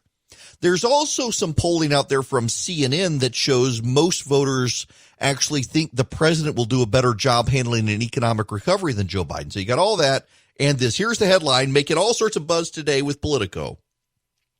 The general election scenario that Democrats are dreading. We're about to see the best economic data we've seen in the history of this country, says the top former economic advisor to Obama. In early April, Jason Furman, a top economist in the Obama administration and now a professor at Harvard, was speaking via Zoom to a large bipartisan group of top officials from both parties. The economy had just been shut down, unemployment was spiking, and some policymakers were predicting an era worse than the Great Depression. The economic carnage seemed likely to doom President Donald Trump's chances of re-election. Furman, tapped to give the opening presentation, looked into a screen of poorly lit boxes of frightened wonks and made a startling declaration. We're about to see the best economic data we've seen in the history of this country, he said. The former cabinet secretaries and Federal Reserve chairs in the Zoom boxes were confused, though some of the Republicans may have been newly relieved and some of the Democrats suddenly concerned. Everybody looked puzzled and thought I had misspoken, Furman said in an interview. Instead of forecasting a prolonged depression-level economic catastrophe, Furman laid out a detailed case for why the months preceding the November election could offer Donald Trump the chance to brag truthfully about the most explosive monthly employment numbers and GDP growth ever. Since the Zoom call, Furman has been making the same case to anyone who will listen, especially the close-knit network of Democratic wonks who have traversed the Clinton and Biden administrations together, including top members of the Biden campaign. Furman's counterintuitive pitch that caused some Democrats, especially Obama alum around Washington, to panic. This is my big worry, said a former Obama White House official who is still close to the former president. Asked about the level of concern among top party officials, he said, it's high, high, high, high. And top policy officials on the Biden campaign are preparing for a fall economic debate that might look very different than the one predicted at the start of the pandemic in March. They are very much aware of this, said one informal advisor. Furman's case begins with the premise that the 2020 pandemic triggered economic collapses categorically different than the Great Depression or the Great Recession, which both had slow, grinding recoveries. Instead, he believes, the way to think about the current economic drop-off, at least in the first two phases, is more like what happens to a thriving economy during and after a natural disaster. A quick and steep decline in economic activity, followed by a quick and steep rebound. The COVID-19 recession started with a sudden shuttering of many businesses, a nationwide decline in consumption, and massive increase in unemployment. But starting around April 15th, when economic reopening started to spread, but the overall numbers still look grim, Furman noticed some data that pointed to the kind of recovery economists often see after a hurricane or industry-wide catastrophe like a Gulf of Mexico oil spill. Consumption and hiring started to tick up in gross terms, not in net terms, Furman said, describing the phenomenon as a partial rebound. The bounce back can be very, very fast because people go back to their original job. They get called back from furlough. You put the lights back on in your business. Given how many people were furloughed and how many businesses were closed, you get a big jump out of that. It looks like a V. By the way, Larry Kudlow and the president's economic team are making the same sort of case. Now you see why the Democrats want to extend unemployment payments until next year. Now you see why the Democrats don't want you out of your house. Now you see why some members of the media are shaming people for going outside and going back to work. Now you see why they're amplifying and playing up the nightmare scenarios. Like, for example, did you hear about the hairdressers in Missouri who exposed hundreds of people to the virus. Well, maybe, possibly, could have. We're not really sure. But play it up and scare the bejesus out of people. Keep them in their houses. I have to say, in fact, I don't have to say it. I've gotten emails from liberals saying the same thing, that, Erickson, you've been a rather surprisingly reasonable voice in all this pandemic stuff. Well, they'll be mad at me for saying this. I really do think that more and more Democrats are going to talk down the economy and scare you to stay home so that the economy doesn't rebound, because they are scared of this scenario. This is one of the problems that Democrats have. Let me read you more of this Politico piece. The scenario would be a long-term problem for any president, but before the reality sets in, Trump could be poised to benefit from the dramatic numbers produced during the partial rebound phase that's likely to coincide with the 4 months before November. That realization has many Democrats spooked. In absolute terms, the economy will look historically terrible come November, said Kenneth Baer, a Democratic strategist who worked a senior role at OMB under Obama. But relative to the depths of April, it will be on an upswing. 12% unemployment, for example, is better than 20%, but historically terrible. On Election Day, we Democrats need voters to ask themselves, are you better off than you were 4 years ago? Republicans need voters to ask themselves, are you better off than you were 4 months ago? One progressive Democratic operative pointed out that recent polling taken during the nadir of the crisis showed Biden is struggling to best Trump on who is more trusted to handle the economy. Remember, we talked about that poll.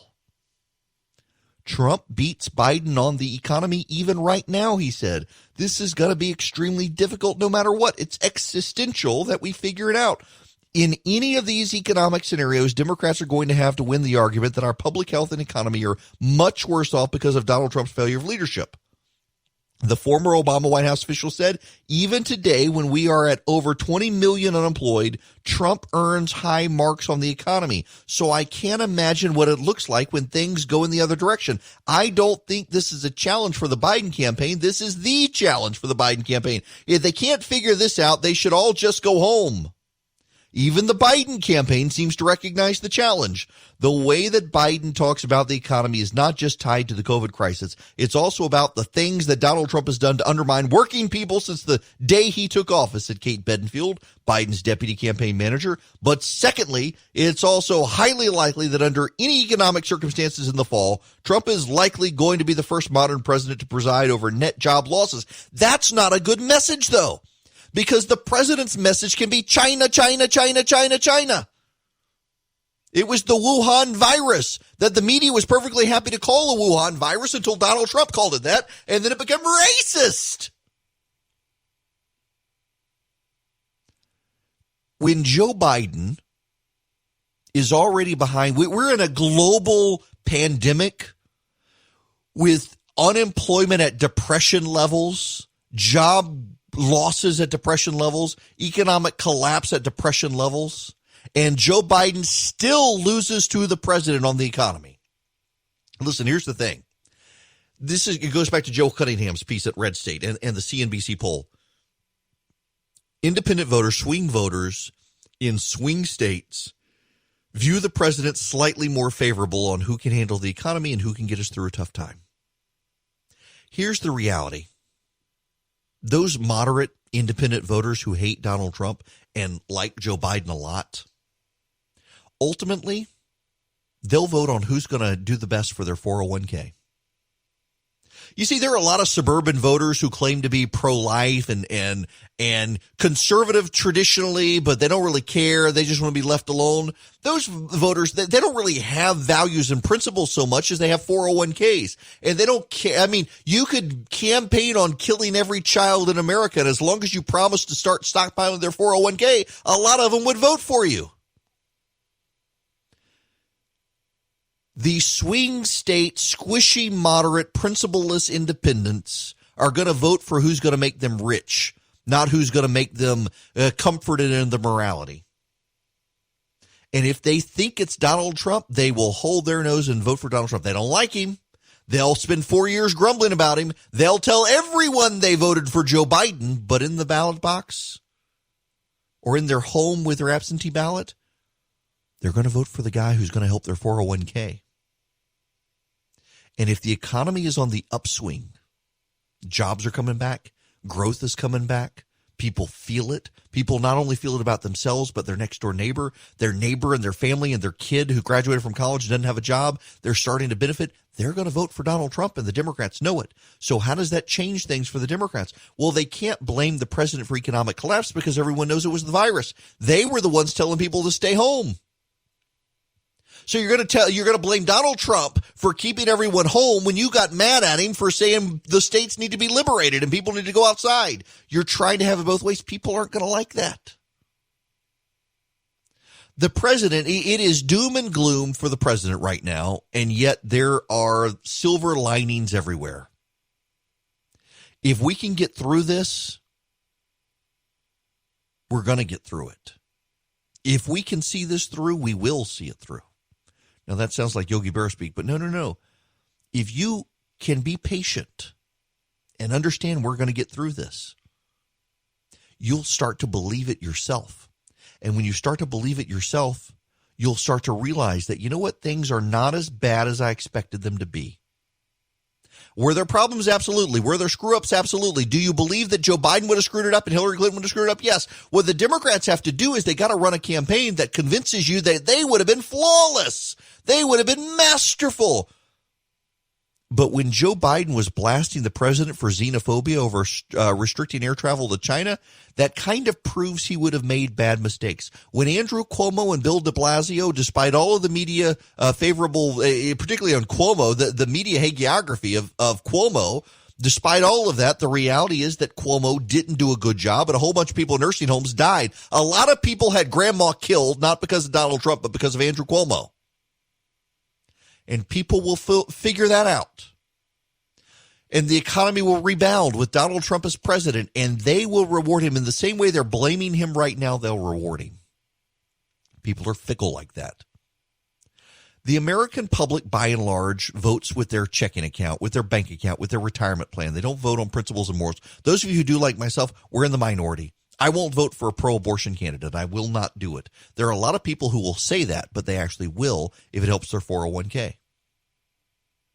And so the other aspect of this is when you already have swing voters in swing states giving the president high marks on this stuff, it should be panic time for Democrats.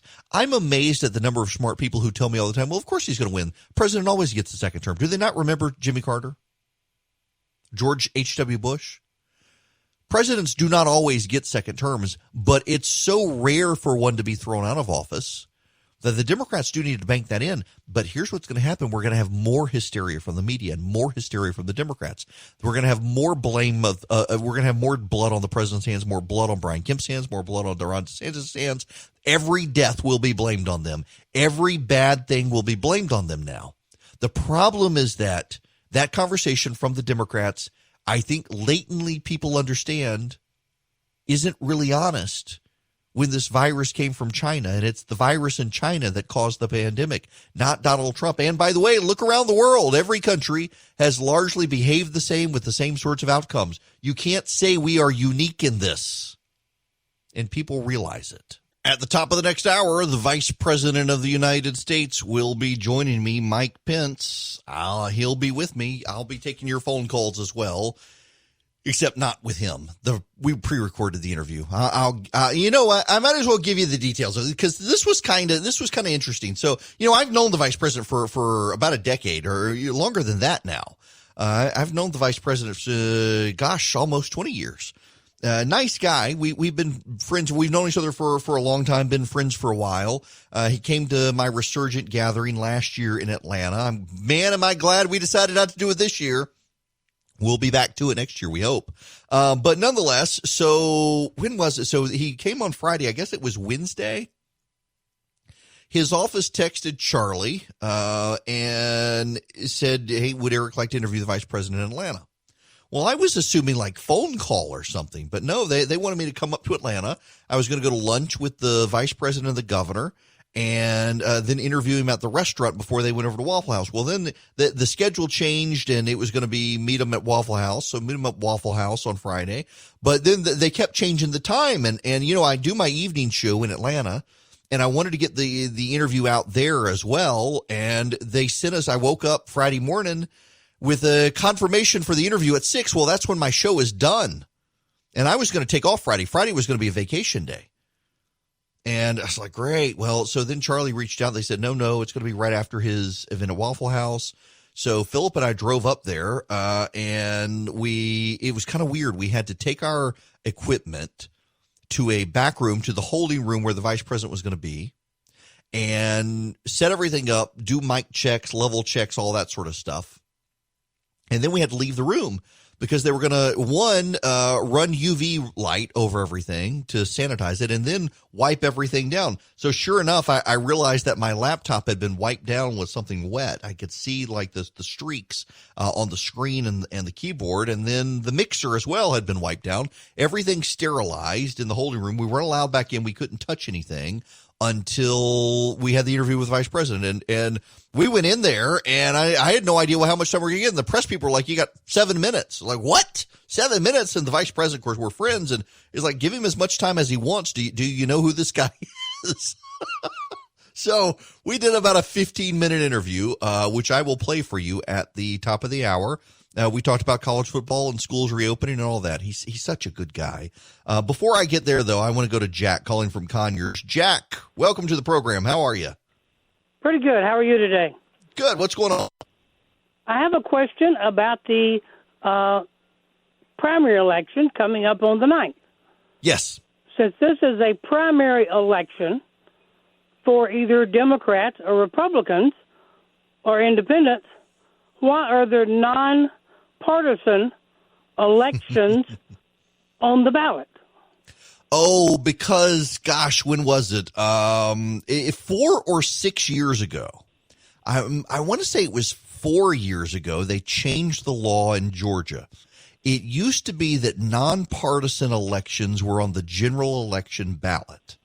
And they decided with runoffs likely in some of these races that they would put the nonpartisan races on the political party ballots in the primary, and then they would settle any runoffs in the runoff period for the primary. I don't know that they should have done that because it confuses a lot of people. Why are all these nonpartisan races there? But because of the way the law works, they had to put nonpartisan municipal races on these ballots. And so if they're going to put nonpartisan municipal races on the primary ballots, they figure they might as well save money with the elections and do the nonpartisan campaigns as well. You got to remember that the parties help cover the costs of the primary elections, but the state's got to eat the cost for the nonpartisan elections. And so if you have runoffs, they cost money to the state. So this was it was a little bit of a cost savings to the state to put them all on the partisan ballots when the parties themselves are helping subsidize the ballot. That is the answer. When we come back, Vice President Mike Pence. As parents, we want to encourage our children to pursue their dreams and provide opportunities that give them the best chance to succeed. Sometimes that means optimizing their routine, making it more flexible, more dynamic, so they have more time to focus on the things they love. And that's why there's Laurel Springs. As so many of you have learned during quarantine and homeschooling, is sometimes traditional schools, they're not set up for that. Sometimes you realize your kids are thriving more in a homeschool setting. Laurel Springs is an accredited online private school for students in kindergarten through 12th grade that recognizes every child has a unique individual and talents and strengths and learning style, and they've got a flexible program for it. They're accredited by the Western Association of Schools and Colleges and Advanced Ed.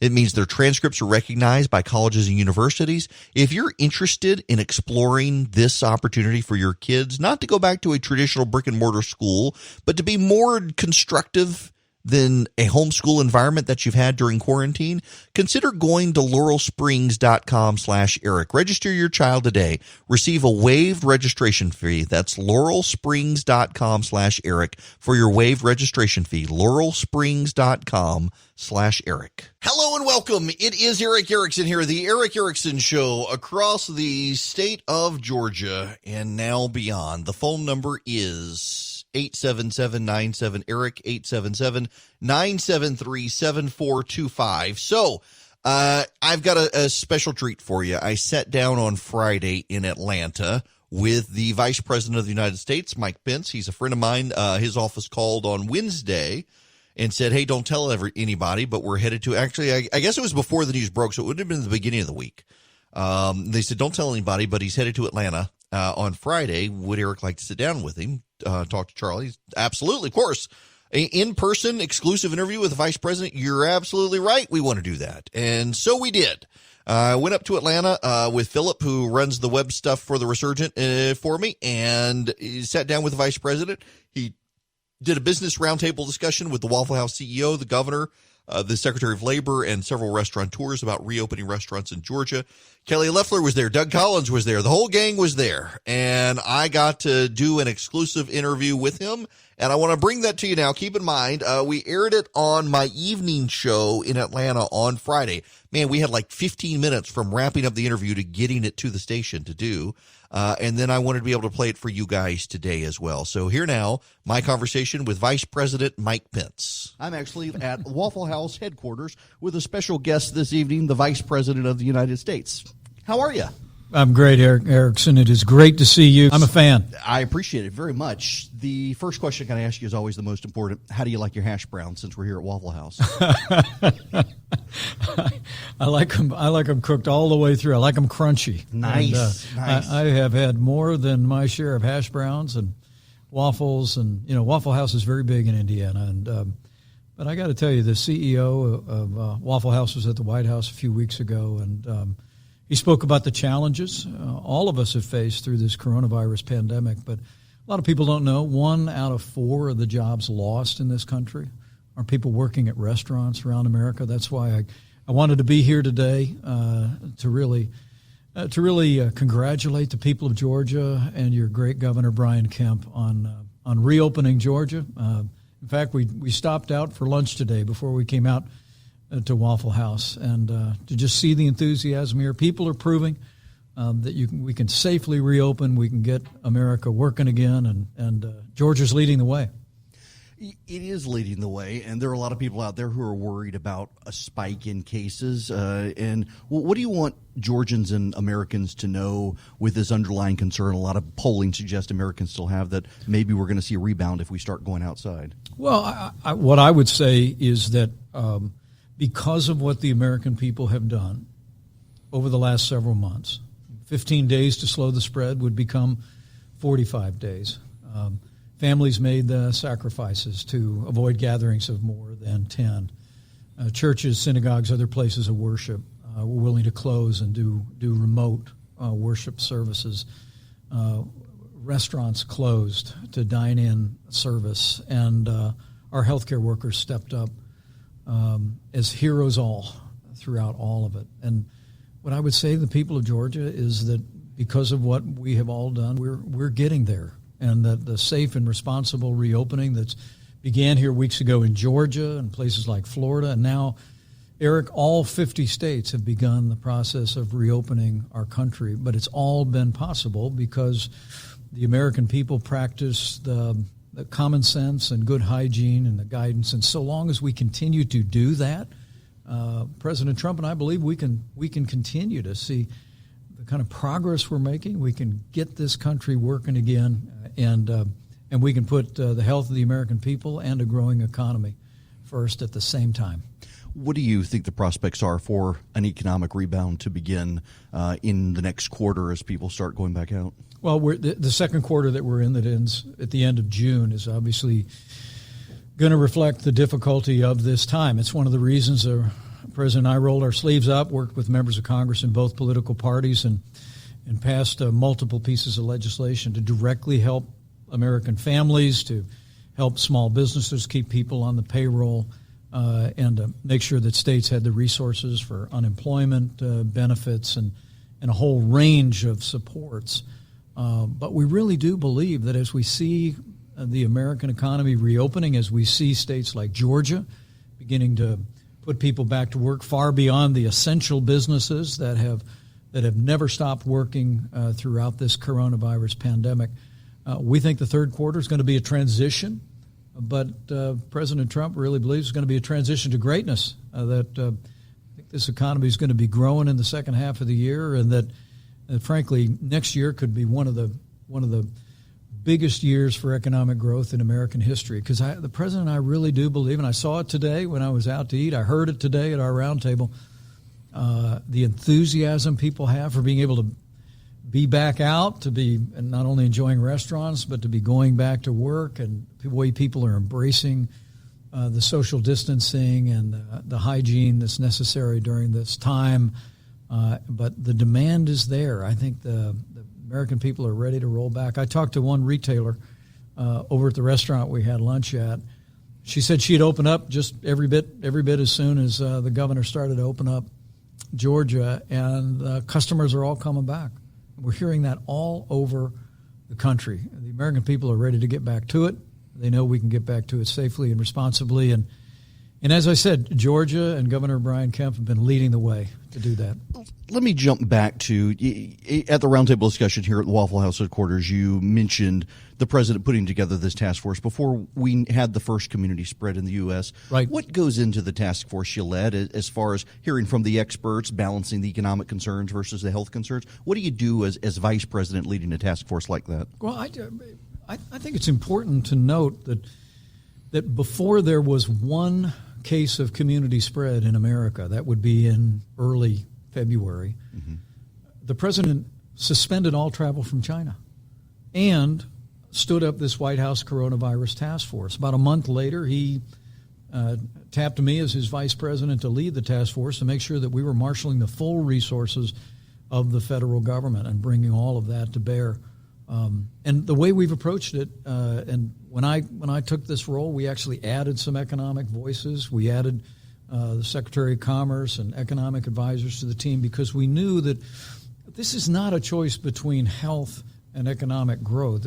It's really a choice between the health of the American people and the health of the American people that's manifested and supported by a growing economy. And there are real health costs to what we have been through. It's one of the reasons that I said earlier today that now that we're opening up hospitals to elective surgery, we've seen hospitalizations drop dramatically here in Georgia and, frankly, in places all around the country. We're encouraging people to go back in and have that elective surgery done. Just as importantly, go in and have that regular checkup done. I mean, we really want to see people come back in and utilize the vast healthcare resources that we have in this country. We can do it confidently, we can do it safely, and will contribute greatly to the health of the American people. But the way we've approached the task force all along the way, Eric, has been every task force meeting has started with looking at the data. We literally have examined county by county across the country as this coronavirus epidemic made its way first on the West Coast, and then in the Northeast, then New Orleans, Detroit. We're still experiencing challenges in areas like Chicago and Minnesota. But as Dr. Birx unpacked today, while we grieve the loss of more than 95,000 Americans, and our prayers are with the families of those who've been lost here in Georgia, because of what the American people have done, we've saved lives. And we've prevented more families from facing hardship.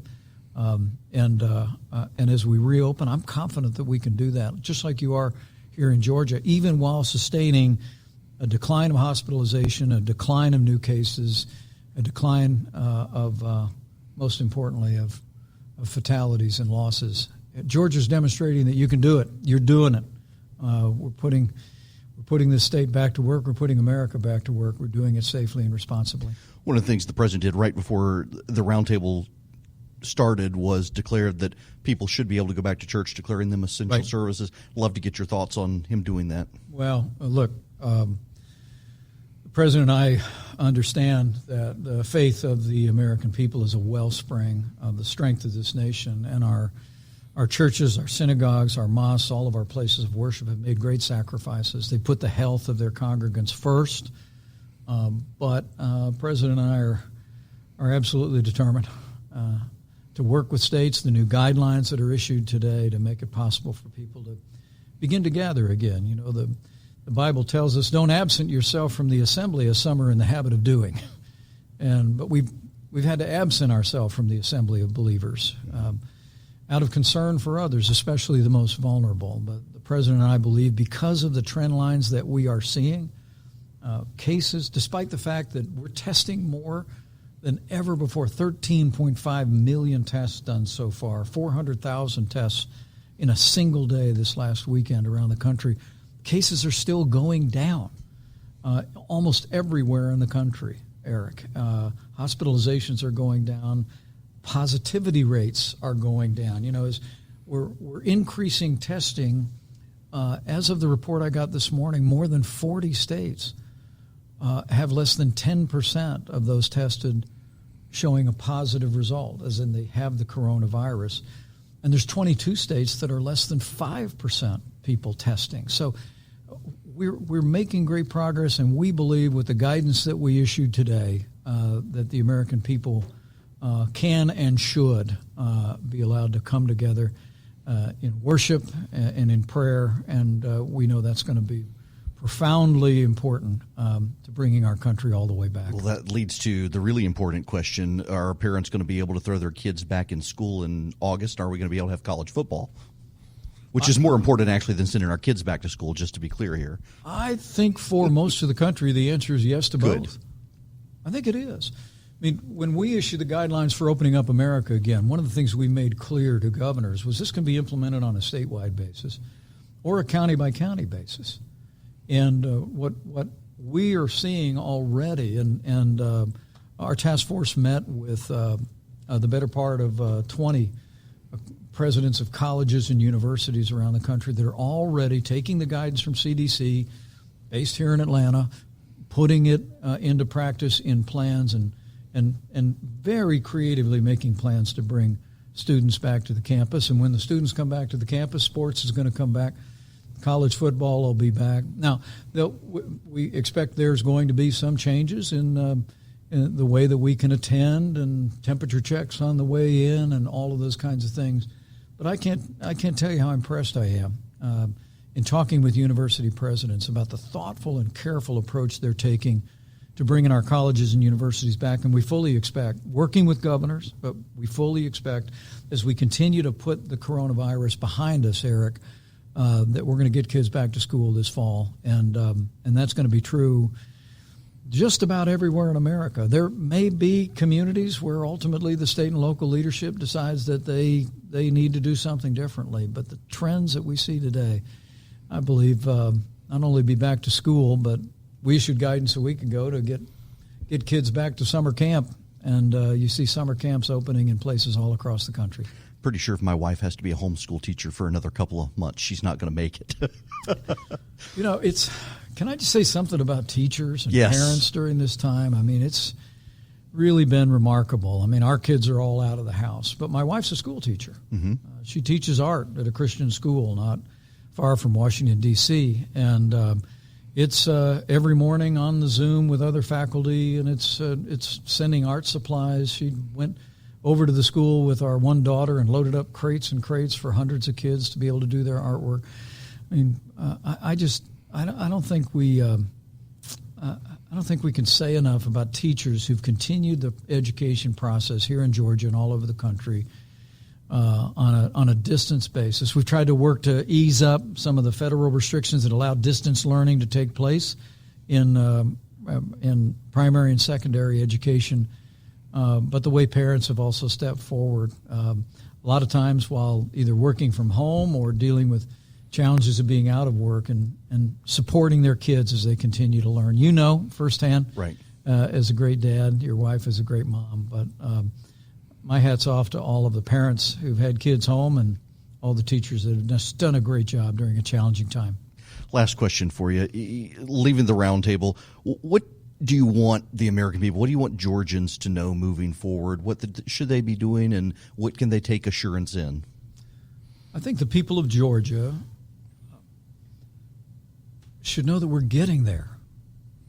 I mean, sometimes, the White House Coronavirus Task Force, I see the data every day. I talk to our top epidemiologists, and as Dr. Birx reported today in the briefing room at the White House, I see the trend lines. Because of the sacrifices the American people made, we are every day one day closer to putting the coronavirus in the past and to being prepared for whatever may happen in the future. We're Remdesivir is a new therapeutic that was spun up in record time. You're hearing about the breakthroughs in early testing on vaccines that the president's directed through Operation Warp Speed to be ready. And I hope people of Georgia have the same sense of hope and optimism that the president and I have.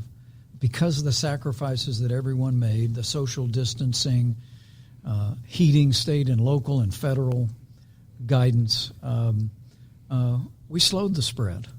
We did flatten the curve. Our healthcare system was never overwhelmed anywhere in America. No American who required a ventilator was ever denied a ventilator. We got the supplies to our healthcare workers, and now we're testing across the board at a scale never imagined in any prior time in the time that we've been able to do it. So I hope the American people can see that because of what they've done, that we can reopen, and that Georgia's leading the way and demonstrating that we reopen safely and responsibly. And as long as we all continue to put the health of one another first, that we can open up again. We can get our country working again. And I truly do believe that sooner than people ever imagined, we're going to bring this country back bigger and better than ever before.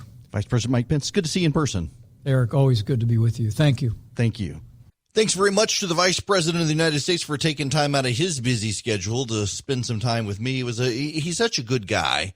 We had a lot of fun, man. So just let me tell you some of the security stuff that you go through there. So, and one of the things we learned in doing the Red State Gathering last year when we had the Vice President come is that his team is constantly in flux and changing things, and the schedules go down to the minute by minute. This is supposed to happen. He tries to be on time with everything. On Friday, he was delayed a little bit with his roundtable discussion because the president came out and did his religious liberty order saying churches were essential, which I think to some degree may have played a role in the Chicago mayor deciding to essentially raid churches on Sunday. That only plays to the president's hand, though, and she doesn't seem to get that. We'll get to that when we come back. But so he was delayed there, but it was just minute by minute. And so they start talking to us at the beginning of the week. Do you want to do this? Can you do this? Fill out this form. And then by Thursday, it's just a constant rolling downhill of information and data and where you're going to be. And then suddenly you're going to interview him at 12. Nope, now it's going to be at 11. Nope, now it's going to be at 3. Nope, now it's going to be at 6. Okay, now it's going to be at 1:55. Now it's going to be at 2:45. As they're constantly juggling everything else on the schedule. And I know more about the schedule than the public is told and where I'm supposed to be. And then all that stuff gets changed. And then you show up and there's the Secret Service vetting process. You got to get there early. They got mad at us. The Vice President's team told us 12:30. The Secret Service had us at 11. The schedule had changed and they didn't realize it. We show up at about 11:35. We have to go to a holding area inside the Waffle House. So when you go to the Waffle House headquarters, you got a front parking lot, a side parking lot, and then a back parking lot. And so they park everybody in the front parking lot, and then they do a sweep with dogs, and the dogs sniff out the vehicles. And then after the vehicles are sniffed, with us, we had radio equipment. The Secret Service came by, and they individually inspected everything, went through all the pockets in my computer bag, opened all the equipment, had the dogs by, and so then you load it up, and then you go inside. And you go inside, and they temperature checked you, and they offered you a face mask if you wanted one. But they pull this temperature gun right to your head and take your temperature. And then they check you there, and then they recheck all your stuff. And then they got us to a back room, and the whole way there, the Secret Service agents from the Atlanta Bureau recognized me. They want to know where Charlie is. They're not even interested in me. The Waffle House guys are like, it's Eric Erickson. And the people, it's Eric Erickson. The Secret Service guys are like, where's Charlie? So when we had the Red State Gathering last year, Charlie was the point person for him. And the Secret Service agents, several of them who were there, remembered him. They were like, where is he? They didn't know Philip. They could care less about me, couldn't care less about me. They wanted Charlie. Great boost to my ego. But it was a fun time once we got in there and got settled. Hello there. It is Eric Erickson here. The phone number, if you want to be a part of the program, 877-97-ERIC, 877-973-7425. As I mentioned to you earlier, the Chicago mayor mounted a police raid on a church's Sunday service. This is from Discern, DISRN.com. Chicago Mayor Lori Lightfoot on Sunday launched a police raid on a predominantly black church for holding services in defiance of her coronavirus shutdown orders. Lightfoot allegedly dispatched 3 marked squad cars and 2 unmarked police vehicles full of officers to Chicago Cornerstone Baptist Church on the South Side's Woodlawn neighborhood. Cornerstone pastor Courtney Lewis was in the middle of a sermon when he heard loud banging on the church's front door. After discovering it was the police, he instructed the men of the church to lock the door and deny entry. Lewis said he felt if he was confronted, the Soviet-style KGB, as they continued banging on the door and demanding the church be shut down. Thankfully, our doors were locked as a normal safety precaution. We take each service to protect our members from escalating gun violence. Lewis reached out to the U.S. Attorney John Losh for assistance. We're trying to follow the laws of man as much as reasonably possible, but when the laws of man conflict with the laws of God, I, as the pastor, have a duty to follow the laws of God. We will not be intimidated by this overhanded government bully, but we are requesting the assistance of our president and our Justice Department in correcting this grave miscarriage of justice. Lightfoot recently fined 3 churches $500 for holding in-person services and dispatched patrol vehicles to block the entry of a church parking lot. Listen, there have got to be reasonable ways to do this. Let me make real clear for you. If your church is filled to the brim with people and someone has the virus and is in that church, remember that you are most contagious with this virus when you have the least symptoms, and there are a lot of asymptomatic people. So you're in there with a bunch of people. You got an infected person. The virus is going to spread.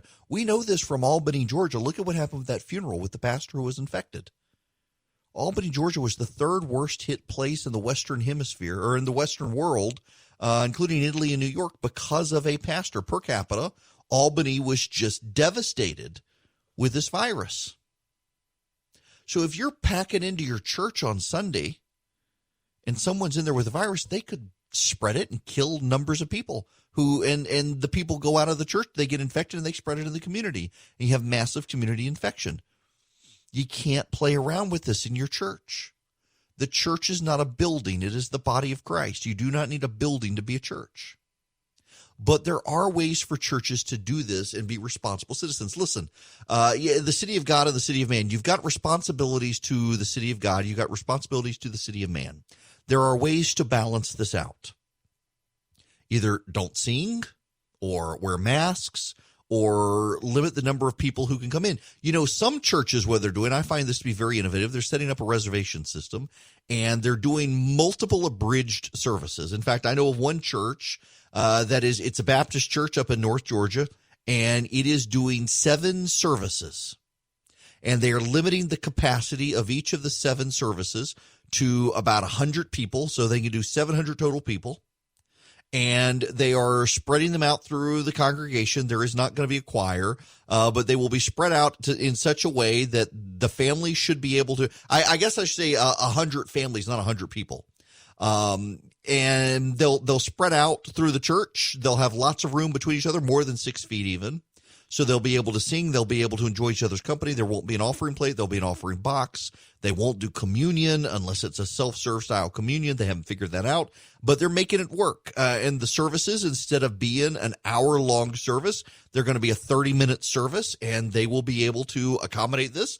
They're adjusting the preacher's weekend schedule so that he has a little more of a break. They'll have some assistant pastors handy to be able to do it, and they're figuring out ways to do it, ways to accommodate the demands of coping with this virus in the world and also having people in church to worship on Sunday. I don't understand the desire of some of these churches to have confrontations over the virus. And I don't mean that ugly. I really don't. You not being able to meet as you would normally because of a virus does not mean you're being persecuted. At least you can still, to some degree, meet. Now, if they're not letting you meet at all, that's a problem. If they're not willing to accommodate your changed behavior, that's a problem. And that does need to be fought. Rounding up people in churches for daring to meet, I think, is disgusting. Blocking church parking lots is disgusting. And there are some local officials overplaying their hand. But let's be honest here. This is not a binary either-or situation. There are some people out there, take the pastor in Louisiana, who wants to pack the crowd in and raise money in a time of global pandemic. I think that's wrong. He's putting his congregation at risk, and his congregation is at risk to spread the virus in the community. But if tobacco shops, if marijuana shops, if liquor stores are essential, then churches have to be essential. It is amazing to me. It is an insight into the party that booed God for his addition to their Democratic Party platform. The party that booed God has decided that liquor stores and pot shops are essential, and Jesus is not. Jesus is way more essential than anything else if you're a Christian. And the fact that some of these places don't want to accommodate people of faith and allow them to find a way forward is crazy. And this idea that you got to stay home the whole time, how much of this is punishing Christian evangelicals for supporting the president? I'm beginning to wonder if that has something to do with it. Just like some of these Democrats are adamant you're never allowed to leave your house until you have a virus, until you have an anti-vax, or until you have an antibiotic or a vaccine to stop the virus. You can't go to your church. Part of me has to wonder if there is some contempt for Christians in all of this. In the same way, there is a fear that an economic rebound could help the president. Now, I do think that there are public officials who do mean well. I do think there are public officials who are scared. I do think there are public officials who are deeply concerned about people in close quarters in a congregation singing, shaking each other's hands, laying hands on each other, what have you, or what they think might go on in a church. They've never been in one. They think they know what's going on. They see the worst on TV and assume that's all of them, and they're worried about the virus being spread, but they're not educated enough on what the church actually does. But there are ways forward. There's another story I see in Discern. The California Department of Public Health and Governor Gavin Newsom announced new guidelines on Monday allowing in-person church services with limited capacity. Churches must limit congregations to 25% of the building's capacity or a maximum of 100 parishioners, whichever is lower. After 21 days under these restrictions, the state health department will work with county health officials to assess the impact in-person worship services have had on the community as it relates to the spread of COVID-19. The state health department also provided additional suggestions as churches begin to reopen. Consider holding in-person meetings and services outside. Continue to provide services online, post signage in locations to remind churchgoers to wear face masks and practice social distancing, discourage shared items like Bibles and hymnals, discourage offering self-service food and beverages. Newsom's new guidelines come 3 days after President Trump announced he was deeming places of worship essential. When asked about Trump's comments, Newsom said he had been in communication with several California faith leaders to decide the best approach to reopen churches while maintaining public health. So you've got the progressive governor of California more willing to open churches than you've got the Chicago mayor who's rounding people up. Now, a federal court has upheld a previous order from Gavin Newsom banning churches from holding in-person services. It was a 2-1 split. The Ninth Circuit denied the request for a temporary restraining order by the South Bay United Pentecostal Church in Chula Vista, saying the governor's ban did not infringe on the First Amendment, free exercise of religion. They sided with Newsom's actions, saying that this was an emergency and does not infringe upon or restrict practices because of their religious motivation. And that's kind of the key for the Supreme Court logic here. If something applies to everyone, it can apply to religious people as well. It's terrible Supreme Court precedent, by the way. The Supreme Court essentially says you can discriminate against Christians as long as you're discriminating against other people too. But Newsom, this point is now largely rendered moot because he's working to reopen churches.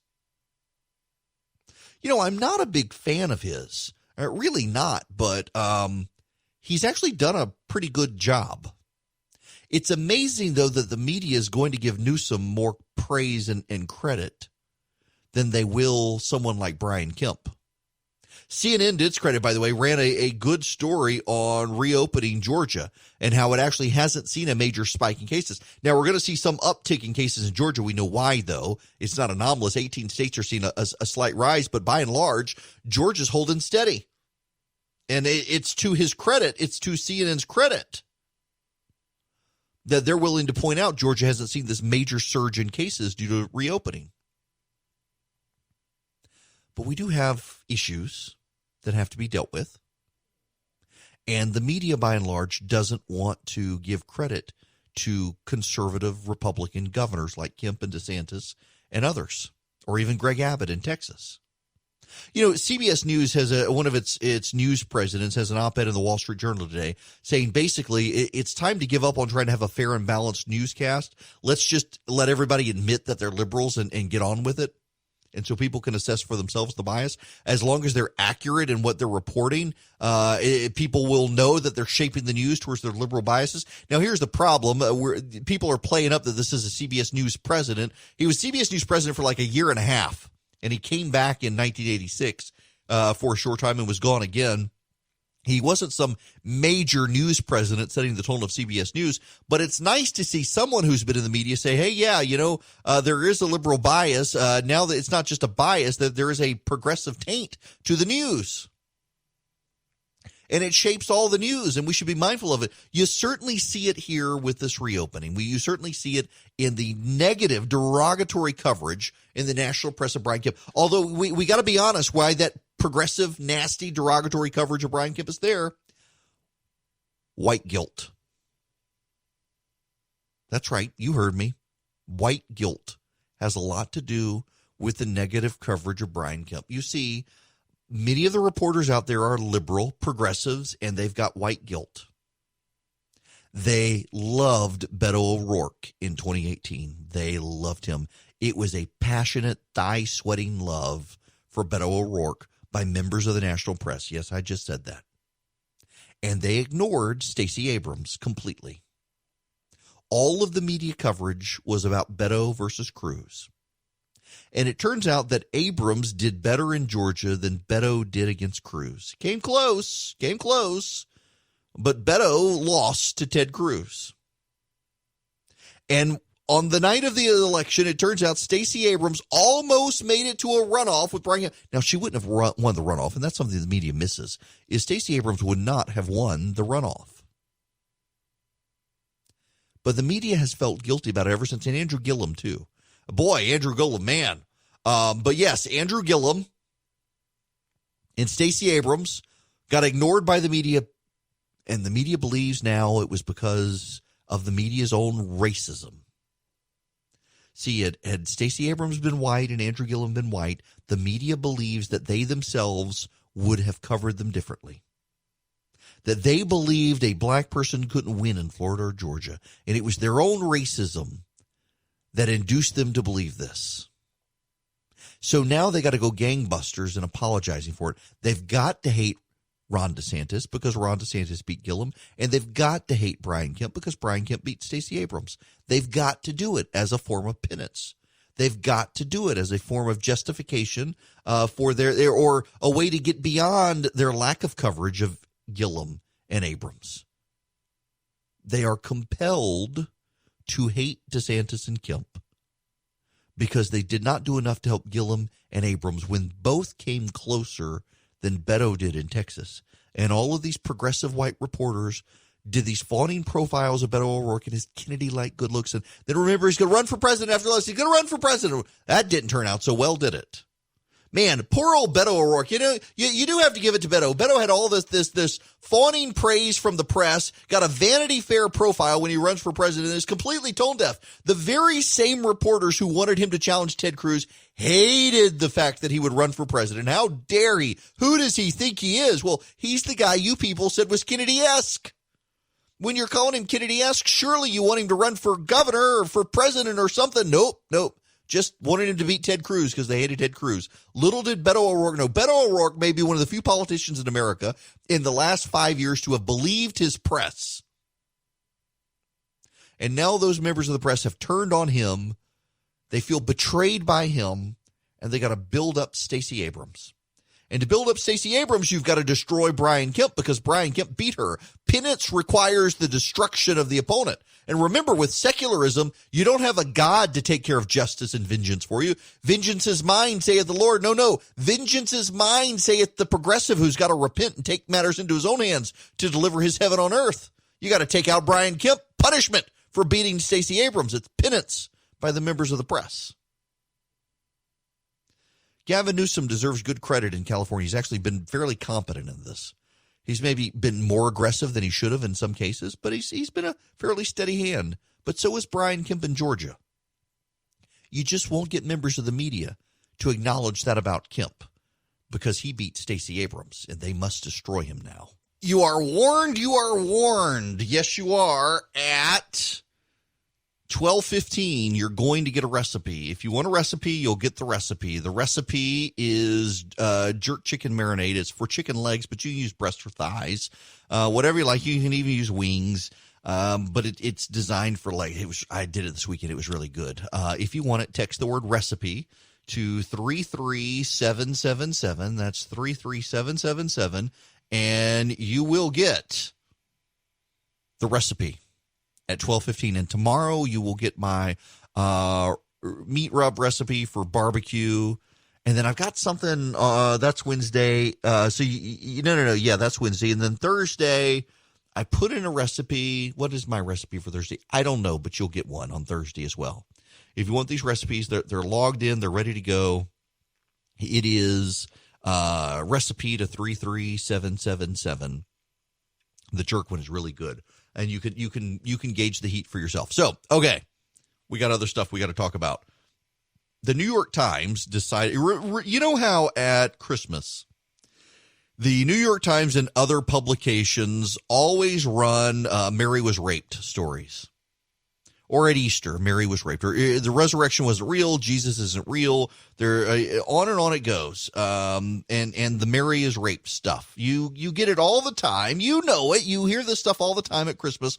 The New York Times, the Washington Post, all of them love to run these atheist exposés, if you will, every holiday season. Well, it was Memorial Day weekend, and you know what the New York Times decided to run? White supremacy in the military. How the American military has kept up with white supremacy.